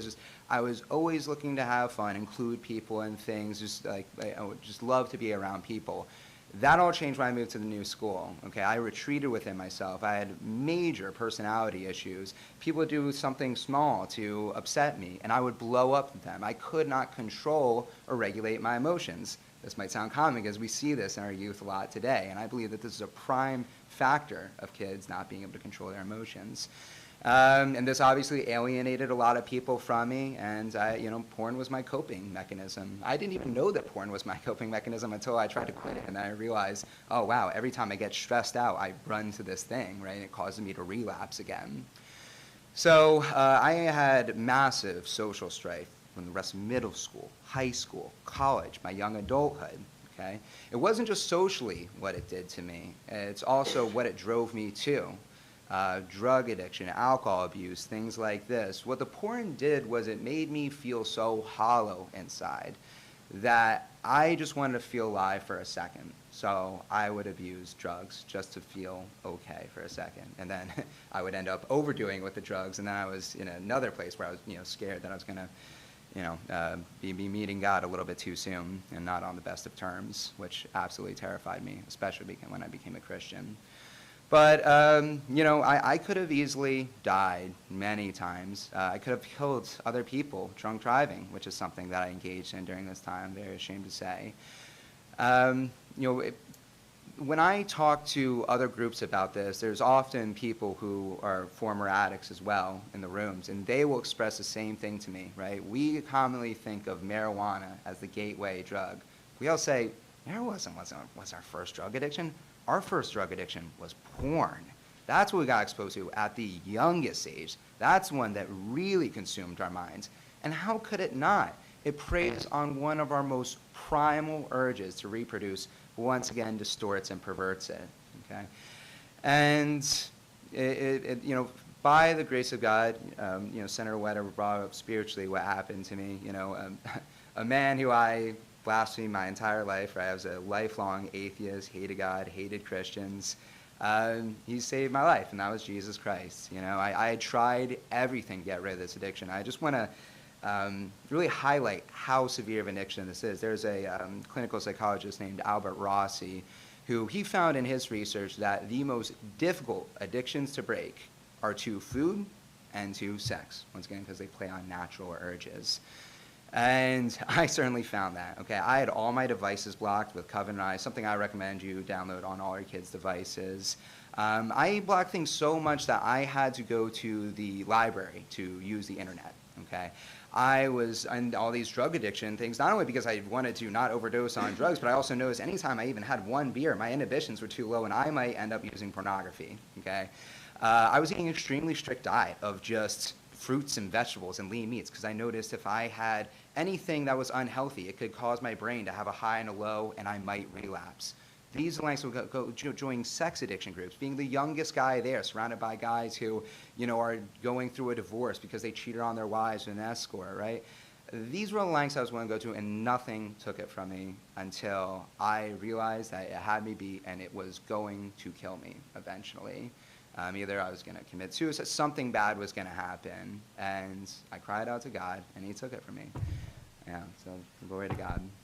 That was the only thing that was able to do it, and since then, really, within a week after that happened, it occurred to me that I do not excuse my actions and what I engaged in. With that being said, what happened to me and other children should not have happened, right? Growing up, I did not know a single boy who was not addicted to pornography. I still act as a kid today. Is it the same thing? Yes, they didn't know a single kid who wasn't. Sometimes I hear these stats about, like, and I don't want to deny anybody's stats here, but like sometimes I'm like, I feel like they're a little bit low, because it's just like, if some of these stats would be true, then 1/3 of the kids I exposed to were like, yeah, I've never seen it, never was, but that just wasn't my experience in school. I think we just cannot realize how severe and widespread this issue, and what issue could be more important. It concerns our most precious and most vulnerable group of people, our children, right? In such massive numbers, right? A lot of studies will show it's over 90% of young men, 60 to 70% of young women. And the young women's numbers can be deflated sometimes because it doesn't take into consideration the propensity to consume pornographic literature, things like 50 Shades of Grey, which took our country by storm, or even made into movies, right? And are largely consumed by women. But, and then in terms of the devastating effects, what it had to me, how it could have taken my life, my mental health, my social relationships, right?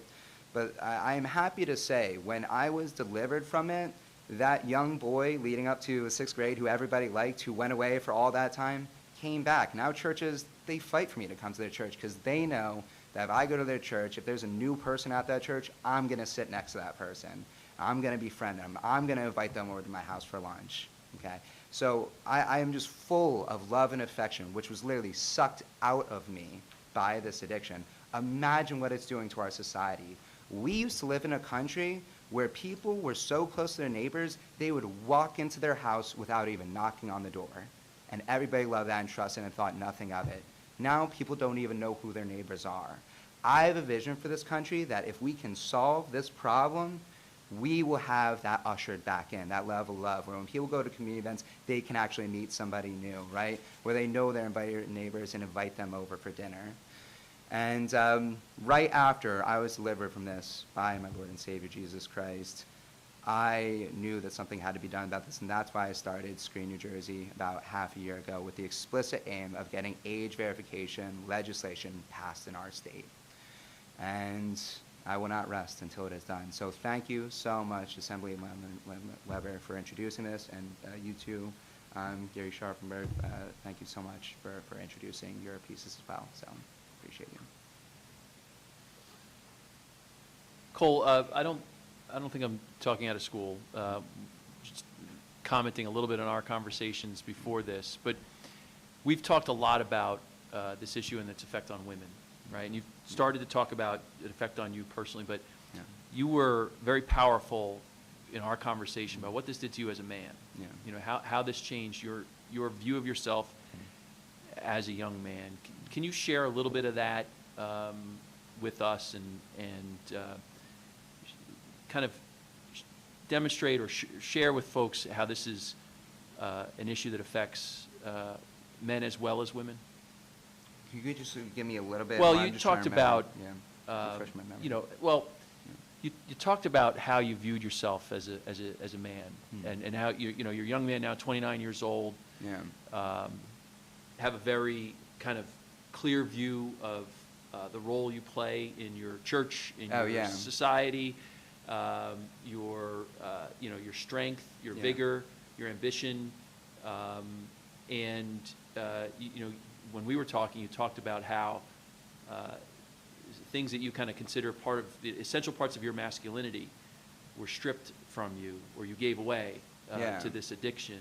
Yeah. And I wonder if you can, if it would be too much for you to just comment on that and just kind of, it's destroyed femininity, right? Absolutely. It's exploited femininity, it's perverted femininity, it's trashed women, right? Yes. Oh, absolutely. What's it doing to our the masculinity in our society? And because I'm of the view that we don't work unless both are fully functioning, right? We have to have strong women who are feminine role models and comfortable in their femininity, whatever that looks like, right? And there's a range of things and roles and characteristics, but our society doesn't work if we don't have a masculine identity too, where men are filling roles that they feel comfortable in and are complementary and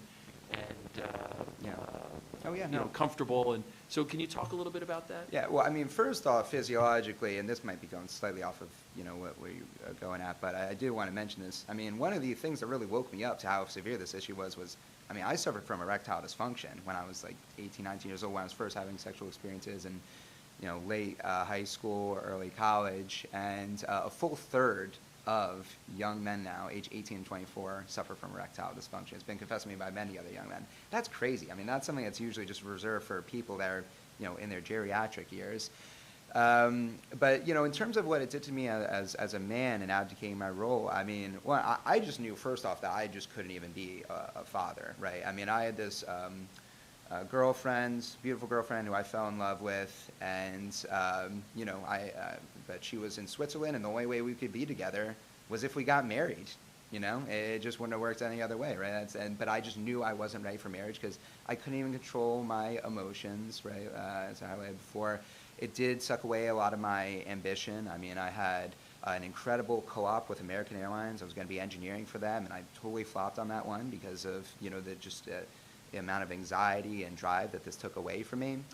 And so yeah, my role as a provider, I feel like it just took a lot of my desire to give back to my community and contribute to others totally away because I was just trying to keep my head above water, not trying to do drugs or waste even more time in this terrible addiction that was sucking my life away.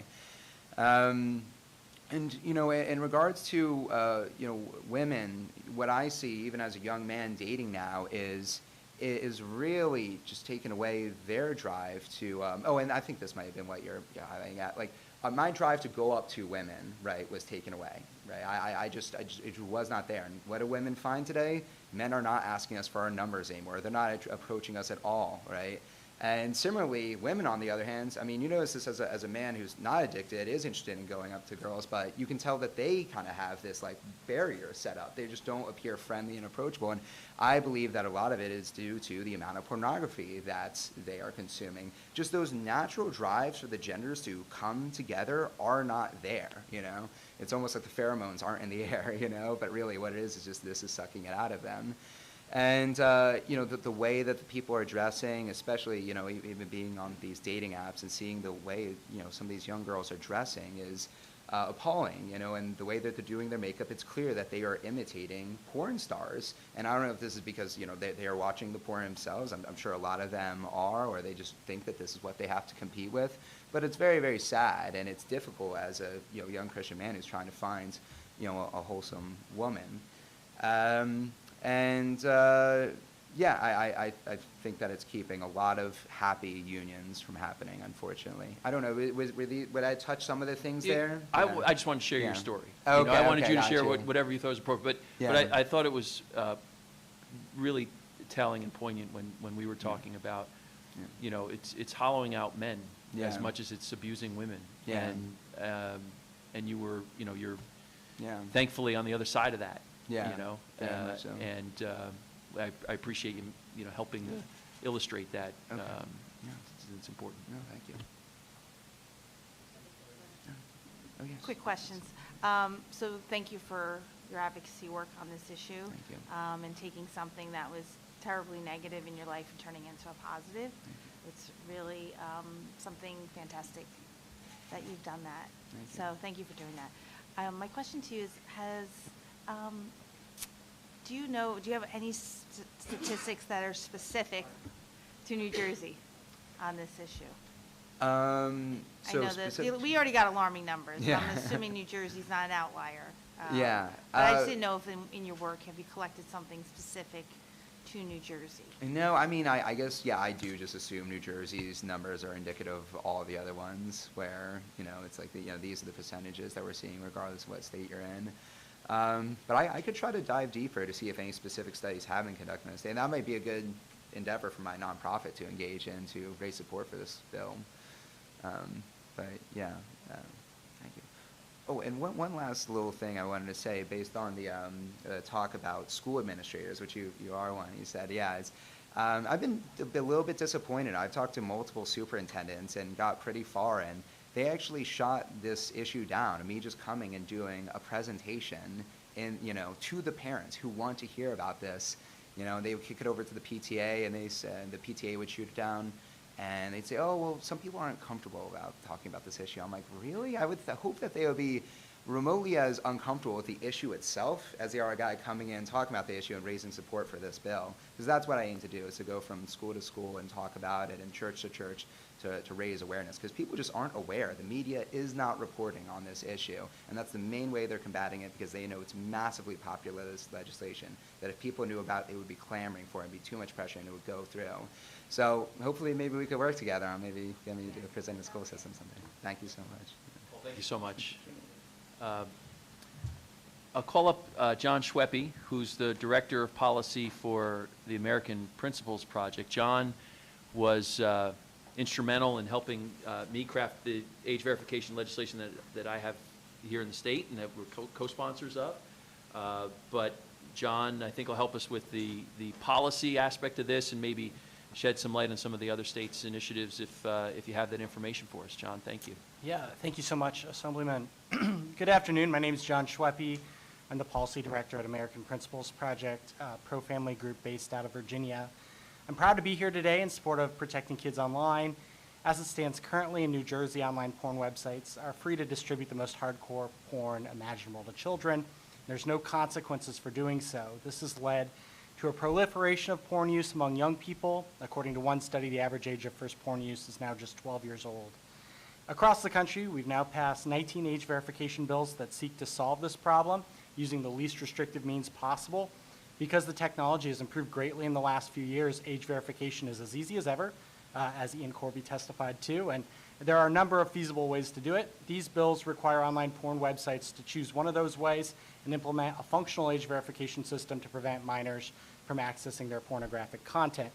Almost everyone here should be able to agree that we don't want kids accessing online porn, just like we don't want them smoking or drinking or gambling. I'm from a state that has legalized sports betting, but kids can't place bets because FanDuel, DraftKings, and all the other sports betting apps have age verification software in place. This protects kids from picking up an addictive habit before their brains have fully developed and matured, and it's not an undue burden on adults. It's extremely easy, trust me, it's extremely easy to place a sports bet in Virginia. But frankly, protecting kids from porn is more important than protecting them from cigarettes, beer, and gambling. We've already seen the damage porn has done. Numerous studies have linked porn use to mental health issues, relationship issues, sexually abusive behavior. I think a couple folks hinted at this study, but there was a study from Middlesex University in London. 44% of males and 29% of females reported that online pornography they had seen had given them ideas about the types of sex they wanted to try out. And the desire to practice what they had learned increased as kids got slightly older. So 21% for 11 to 12-year-olds, 39% for 13 to 14-year-olds, and 42% for 15 to 16-year-olds. And what that means, 21% of 11 to 12-year-olds reported seeing strange types of pornography online and then wanting to try it out.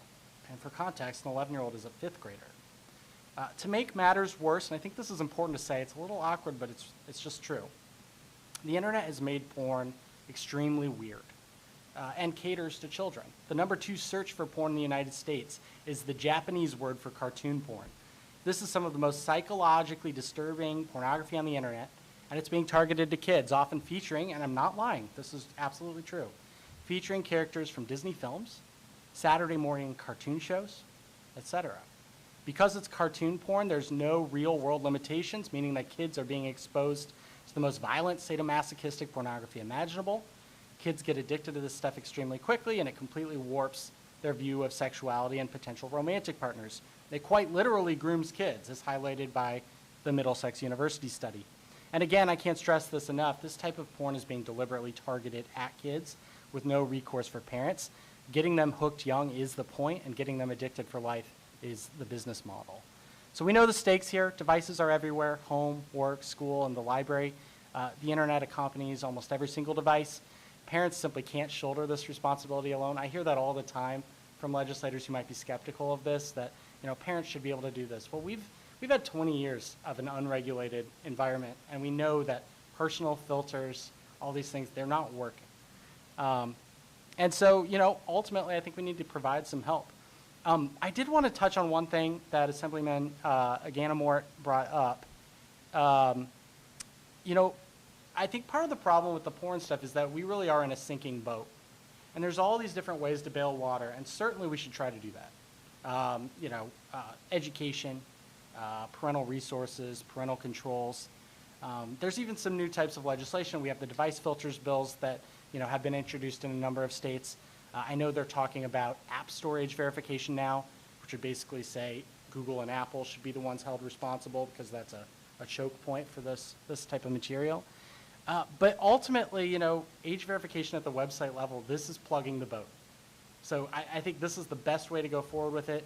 I'm happy to chat. We've talked quite a bit about the actual text of the bill. These bills are not perfect by any means. We still have exemptions for social media, for search engines. I mean, there's a lot we'd like to do. We also need a federal solution. The reality is that these foreign websites, states just aren't going to have the enforcement capability of going after them. But we have some folks in Washington who are starting to look at what the states have been doing. Mike Lee has a bill called the Screen Act. I know there's some other ideas coming forward that want to help the states solve for this. So I think, you look at this and you're going to have lots of different bills to consider. I really think passing something and putting New Jersey on the map, that this is a bipartisan thing, that we have to protect our kids, and we're going to figure out each session what we need to do to finally solve the problem. I think that would be extremely helpful. No, I'll just say thanks. I mean, we're learning today. So I learned from everyone here, but I appreciate that point. This is a good way to plug the boat, plug the hole in the boat, and I appreciate that perspective. Thank you very much. John, thanks so much. Yeah, thank you. Appreciate it.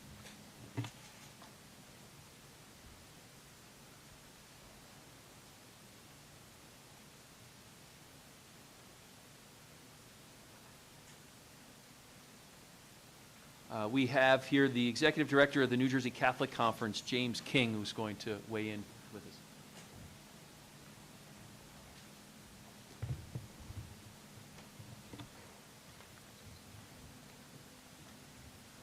Assemblyman Webber, thank you for the invitation to come and speak on this important topic.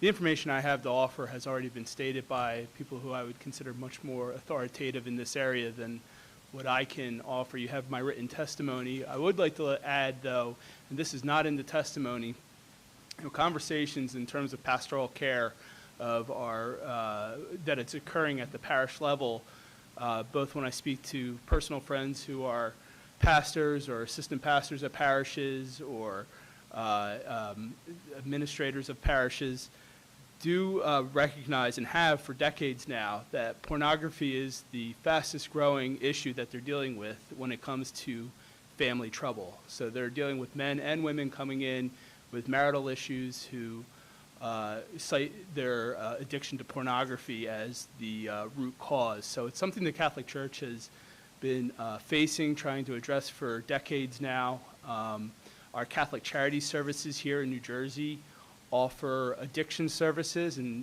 often that's just thought of alcohol and drug addiction, but we do have mental health services, counseling services for pornography addiction. There's numerous other Catholic resources out there. The National Conference has a resource that I refer to in my testimony, and obviously, with the work that's been done in other states, I'm happy to confer with my counterparts at those Catholic conferences to ask them about their bills or any other efforts that have been done in those states to see what we can do to certainly stem the tide here in New Jersey. And if I'm permitted, I'd just like to add, as a father, I've experienced this with my oldest teenage son, who's 15. About 4 years ago, we went through a couple of weeks where he had stopped eating, became very reclusive, and we couldn't figure out what was going on. His mother approached him several times, and he just wouldn't talk, and he just said nothing. And finally I pulled him aside, and I said, Brendan, you have to tell Dad what's going on. Mom's really worried about you. And he said, Dad, I love art. I love to draw cartoons. I love to draw various figures. As a matter of fact, in my office I have 2 pieces of religious artwork that he's drawn over the years, the Annunciation and the Suffering Christ, which I'm quite proud of. But he said, well, he was researching different things to draw. He came across some of this Japanese pornographic anime, and he wasn't searching for it. He was searching for images to draw, and this came up, and the shock of seeing what he saw on the internet that day is what caused the physical act of not eating and being withdrawn. And You know, one thing that really touched me about that is, as we talked about it, and I explained, you know, the dangers of the internet, we had a very good conversation. It seemed to calm him. He just said to me, you know, I have a younger brother who's, well, he's 10 now. I think he was 7 at the time. He goes, I just think about Declan and what's out there and how I can protect my younger brother from seeing the same type of material. So I want to thank you for your efforts on this as a parent. You know, it's extremely important because I know in our family we're doing what we can, and I know many parents are doing what they can. But as the old adage goes, it takes a village to raise a child. So thank you very much, and I look forward to working with you on this important issue. We welcome any input or examples from other states. You know, we don't claim to be originalists here in this way, so we'll copy anybody's good idea. Whatever I can do to help. Thank you so much. Thank you. Let's hear from Gregory Quinlan, President of the Center for Garden State Families. Right. Greg, we are, just to let you know, we are kind of, for you European football fans, what we call extra time, but we're doing great. So, Greg. Reverend Gregory Quinlan, Center for Garden State Families. We're a Christian family advocacy organization located here in New Jersey. I don't want to repeat some of the other things that have been said here, but my personal story is I was 10 when I was introduced to porn. It was just Playboys. I'm probably the oldest man in the room. I looked around to see, and I think I might be. I'm 66 now. So, what, do you have me beat? Oh, okay. That's okay. I wasn't a competition. I'm glad. That's great. But I was 10 years old. I was introduced to Playboys. And then I was introduced to sex with another boy across the street. So this issue has gone on for decades. And it's just about the visualization. It was sort of touched on, but let me make this clear. As a nurse, a retired nurse, retired in 2007, was an LPN first and then an RN. The issue here is the brain wiring. Porn is as addictive as heroin. The same neural pathways, the same chemical responses that take place with sex take place with heroin. Just as theologically, this is why God said to wait till you're married to have sex with the person you were going to spend the rest of your life with, because it helped you bond. Because the hormones that take place there, besides the dopamine, the serotonin, there is oxytocin, known as the bonding hormone. This is why it's so essential. We are fearfully and wonderfully made, and it's time for us to stop ignoring what God did, that there is a God and that we are created. It's in our founding documents. The other issue I want to make, too, is something you need to know, and you probably want to look this up. It's the Time magazine, April 11th, 2016, cover story was on porn and its addictive nature. It was not religious at all. It talked about men in their 30s who could not have a sexual relationship with a woman unless they were playing porn on the computer.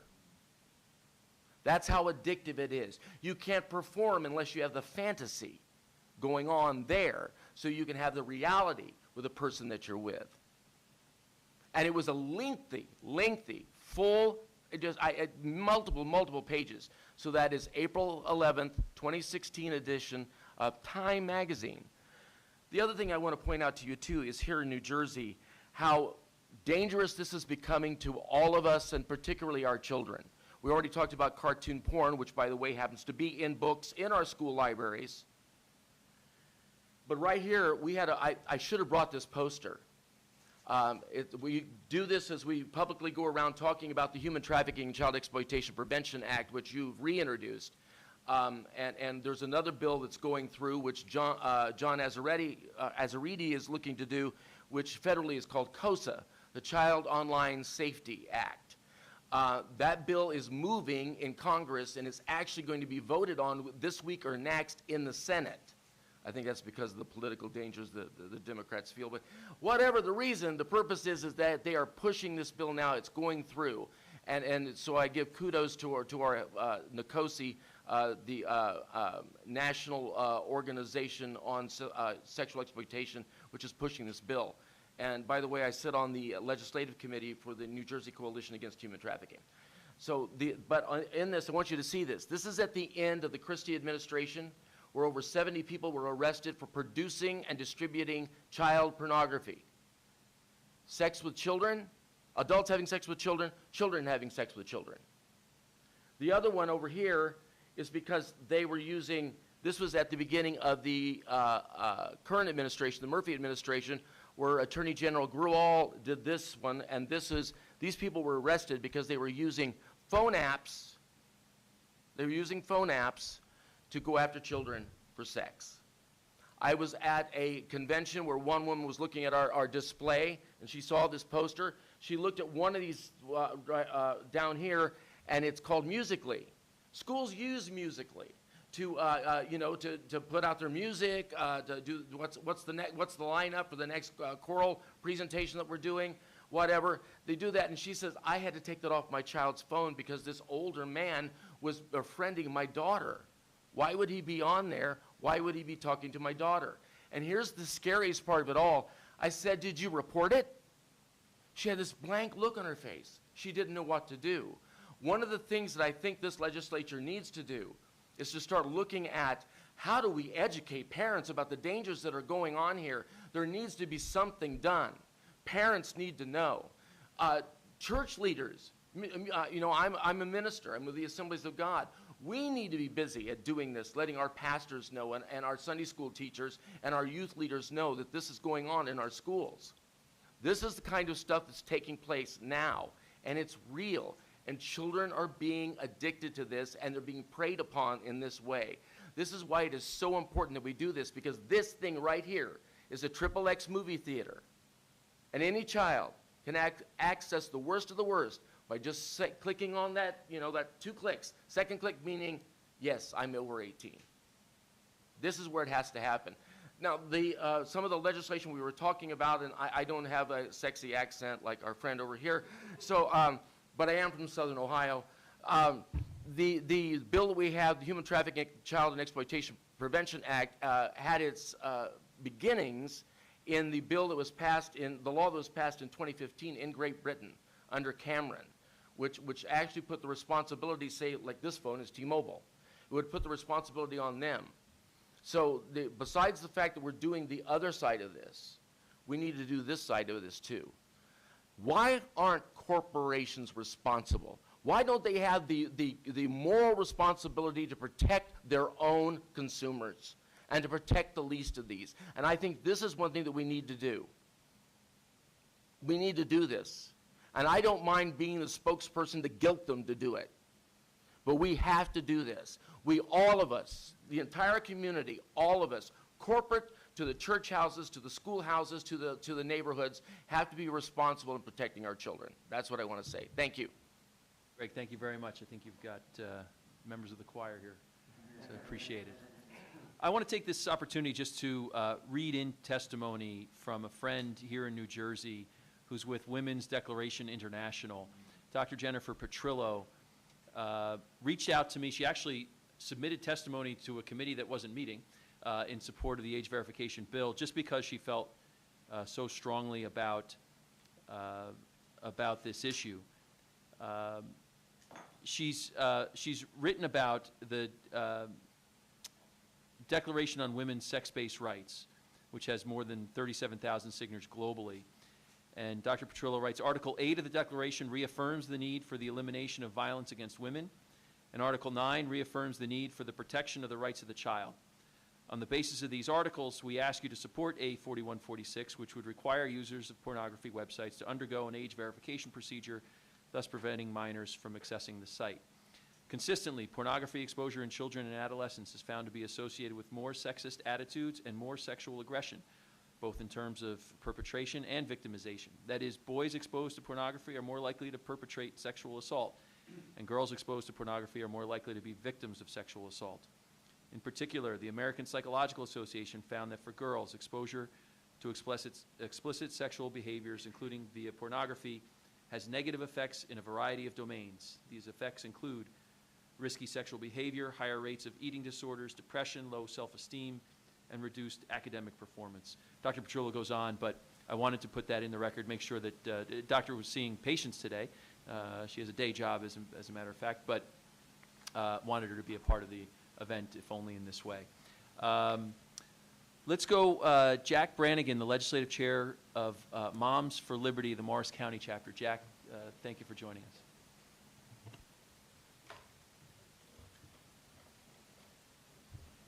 Hey, my name is Jack Branagan. I'm actually from Camden County, Moms for Liberty. But on that same subject, I just wanted to let everyone know that Moms for Liberty is creating a New Jersey legislative committee where we will be drawing from different moms organizations in different counties. And we'll be looking forward to working with all of you on the best educational bills that going through the legislature. Based on everything I've heard here, one of the things that is very frustrating is that all these solutions seem to be, we're not making the big leap here. And I think across the country, starting in New Jersey, is that maybe we have to raise pornography to be a national health threat. And that has to be endorsed not only by the states and the governor, but by the federal government as well. That is a national threat. It is a health issue, the same way that fentanyl is now. And I think that the general public sentiment now is that we want to resolve this fentanyl issue. We need to raise pornography to that same level. Once we do that, a lot of these things that we're talking about here will start taking place. What I wanted to suggest today is a technology solution, another one, because I think that there's going to take multiple technology solutions to really put this dragon back into the cage. It's technology that brings the pornography. It'll be technology that puts it back in the cage. So I'm glad the person before me held up his iPhone, because every iPhone, every phone that we buy in the Apple Store, any store, every one is a vehicle for pornography.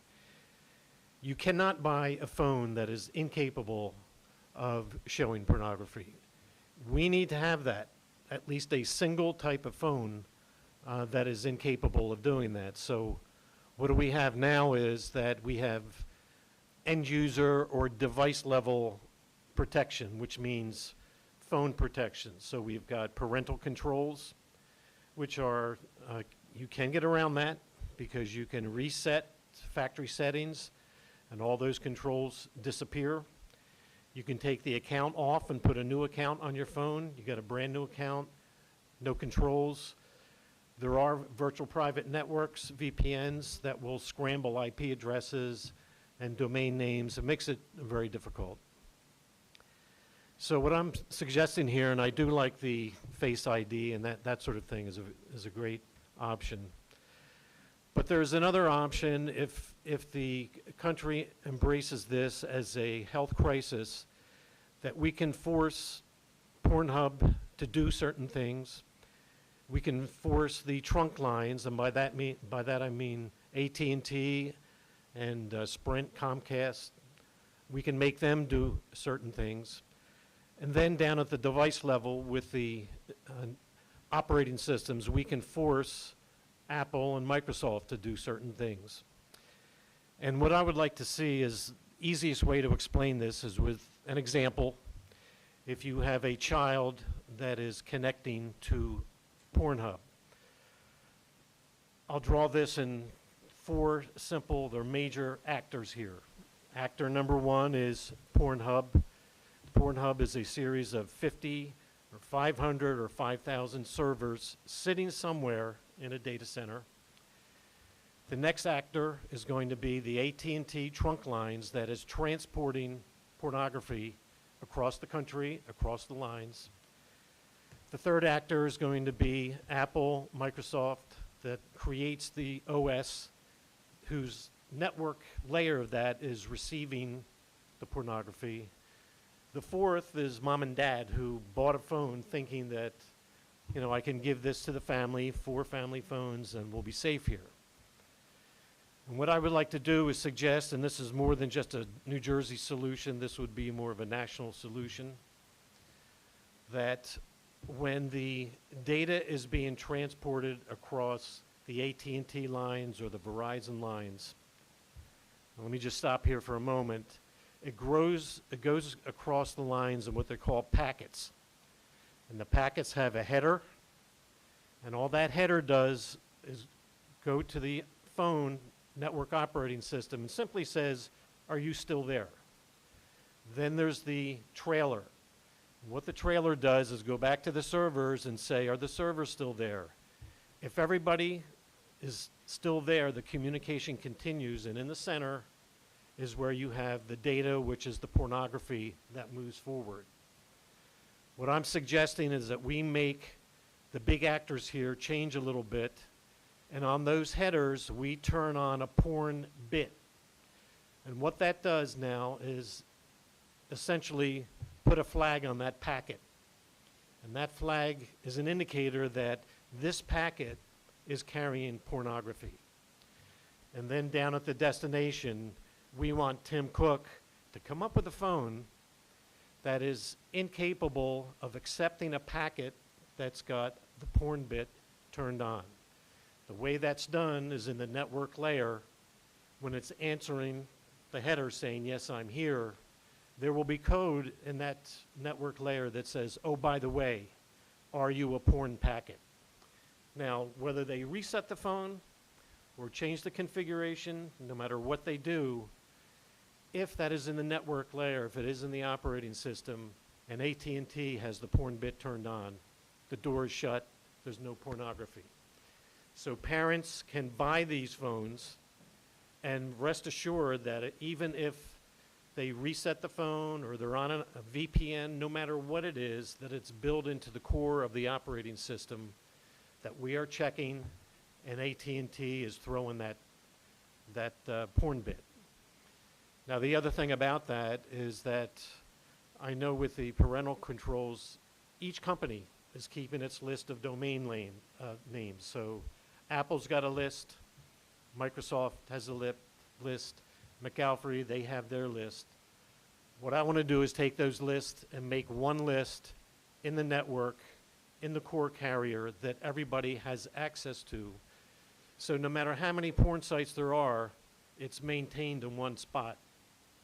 And the different carriers, they do share. So Comcast would have access to this, AT&T would have Verizon. The only way we can make this happen, however, is if there's a will, because there's a technical solution to this. This is one solution. The Face ID is another solution. But there's no will to do that across the country, not yet. People are looking at pornography as it's entertainment. But we can hear today that it's addictive, it is a drug. But I don't think the national public has really accepted that. So I can tell you there are solutions. Every family should have the option of a family-friendly phone. If somebody wants to partake in pornography, they can buy an open system phone.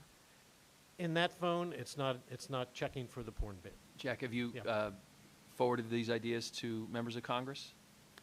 I have not. This is the first time I've ever. You've beta tested it here, and but certainly if you're talking about national issues like that and national solutions, I think you'd find a lot of receptive members of Congress who would listen. Okay. The other interesting thing about this is once it's centralized, England can sign on to the same thing. France, it can become a global architecture. So it is a solution that I think should be looked at. Wow, Jack, thank you very much for bringing that forward. I'm going to bring up the Advocacy Director for the New Jersey Family Policy Center, Shawn Hyland, who knows that the last shall be first. So, Shawn, you're batting cleanup. Thank you for your patience. Absolutely. So, thank you, Assemblyman, and patience is one of my key virtues. So we're okay.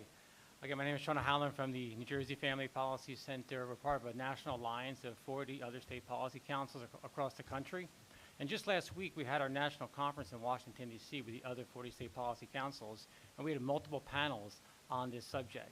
Representative Slago from Louisiana was there, the first person to introduce an age verification bill for pornography, sharing with us her story, as well as legislators from the 19 other different states that has passed this bill in the past year and a half or 2 years. So there's a movement happening across the country, and I was so thrilled when I was sitting in one of these panels on Wednesday of last week to get the invite about New Jersey now really tackling this issue. So we are on the forefront of doing this, and hopefully you guys will lead the way and get this across the finish line. Because research shows that pornography harms children. There's a written testimony there for you. Studies show that 88% of pornographic videos depict sexual violence, while over 48% of the same videos include some kind of verbal abuse. Studies also show that 53% of male adolescents and 39% of female adolescents actually believe the lie that pornography is an accurate portrayal of sex. This means adolescents are learning about sexuality from a perspective which portrays sex as physical abuse. Additionally, studies reveal that out of those individuals who have been exposed to pornography, 58% access the material unintentionally. As a result, adolescents are becoming addicted to pornography through accidental interaction with certain websites that age verification and parental involvement could have prevented. Right now, the average age of first exposure to pornography is between 7 and 13. Gail Dines, a professor of sociology and women's studies, documented in her book, Pornland, that the average age of first viewing pornography is 11 and a half years of age. Porn is as dangerous as hard drugs and opioids. Studies reveal that pornography has the same effect on the brain as drugs. When exposed to pornography, the brain releases an excessive amount of dopamine the same way the brain reacts to drugs. Studies reveal that images of the brain exposed to pornography are similar to the images of a brain affected by drugs or alcohol. Additionally, research indicates that adolescents' brains release greater levels of dopamine than adults when exposed to pornography, proving that pornography is more harmful to minors than adults. New Jersey is not the first state in the nation to make this a public health pandemic. 19 other states have passed legislation within the last 2 years with overwhelming bipartisan support that requires age verification to access online pornography. In the states that passed age verification requirements for pornography websites just last year, Pornhub, the world's largest supplier of pornography, removed their service from the state. Rather than comply with the industry standard age verification requirements these laws establish, Pornhub has instead chosen to reveal that they are unwilling to protect children. Clearly, the state has a compelling interest to protect children online from this addictive, harmful product. In the real world, verification of age is applied for a number of reasons, including entrance to a bar, a strip club, or to purchase cigarettes, alcohol, or even cough syrup. The same standard should be applied to the online world. Now, we do acknowledge that big tech has an extraordinary lobbying power, probably more powerful than any other industry in our nation, with their associations TechNet and NetChoice. Furthermore, big tech has the most talented programmers in the world that are highly trained to develop systems and algorithms to ensnare young users to become addicted to their products and services. In their minds, preteens are a valuable and untapped audience for future growth and profit.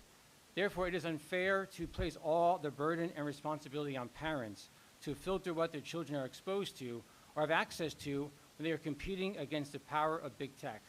Government has an essential role in protecting children from online pornography.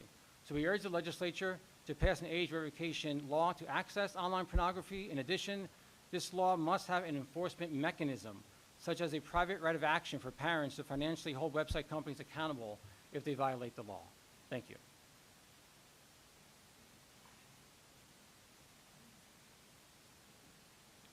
Shawn, thanks very much for batting cleanup for us. You're welcome. Thank you so much. Thank you.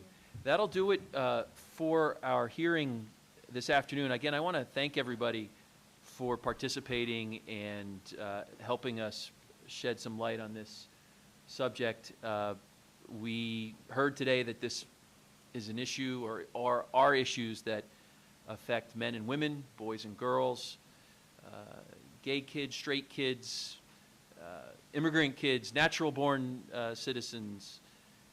There's no regard to race or ethnicity. Pornography affects every corner of our country, our state, even the world. So hopefully we've been able to educate our fellow legislators, our fellow citizens, and I know the legislators who are here, Assemblywoman Dunn, Assemblywoman McCoy had to leave, but we are committed to protecting New Jersey's children, and we look forward to doing it with all of you very soon. So thank you for coming.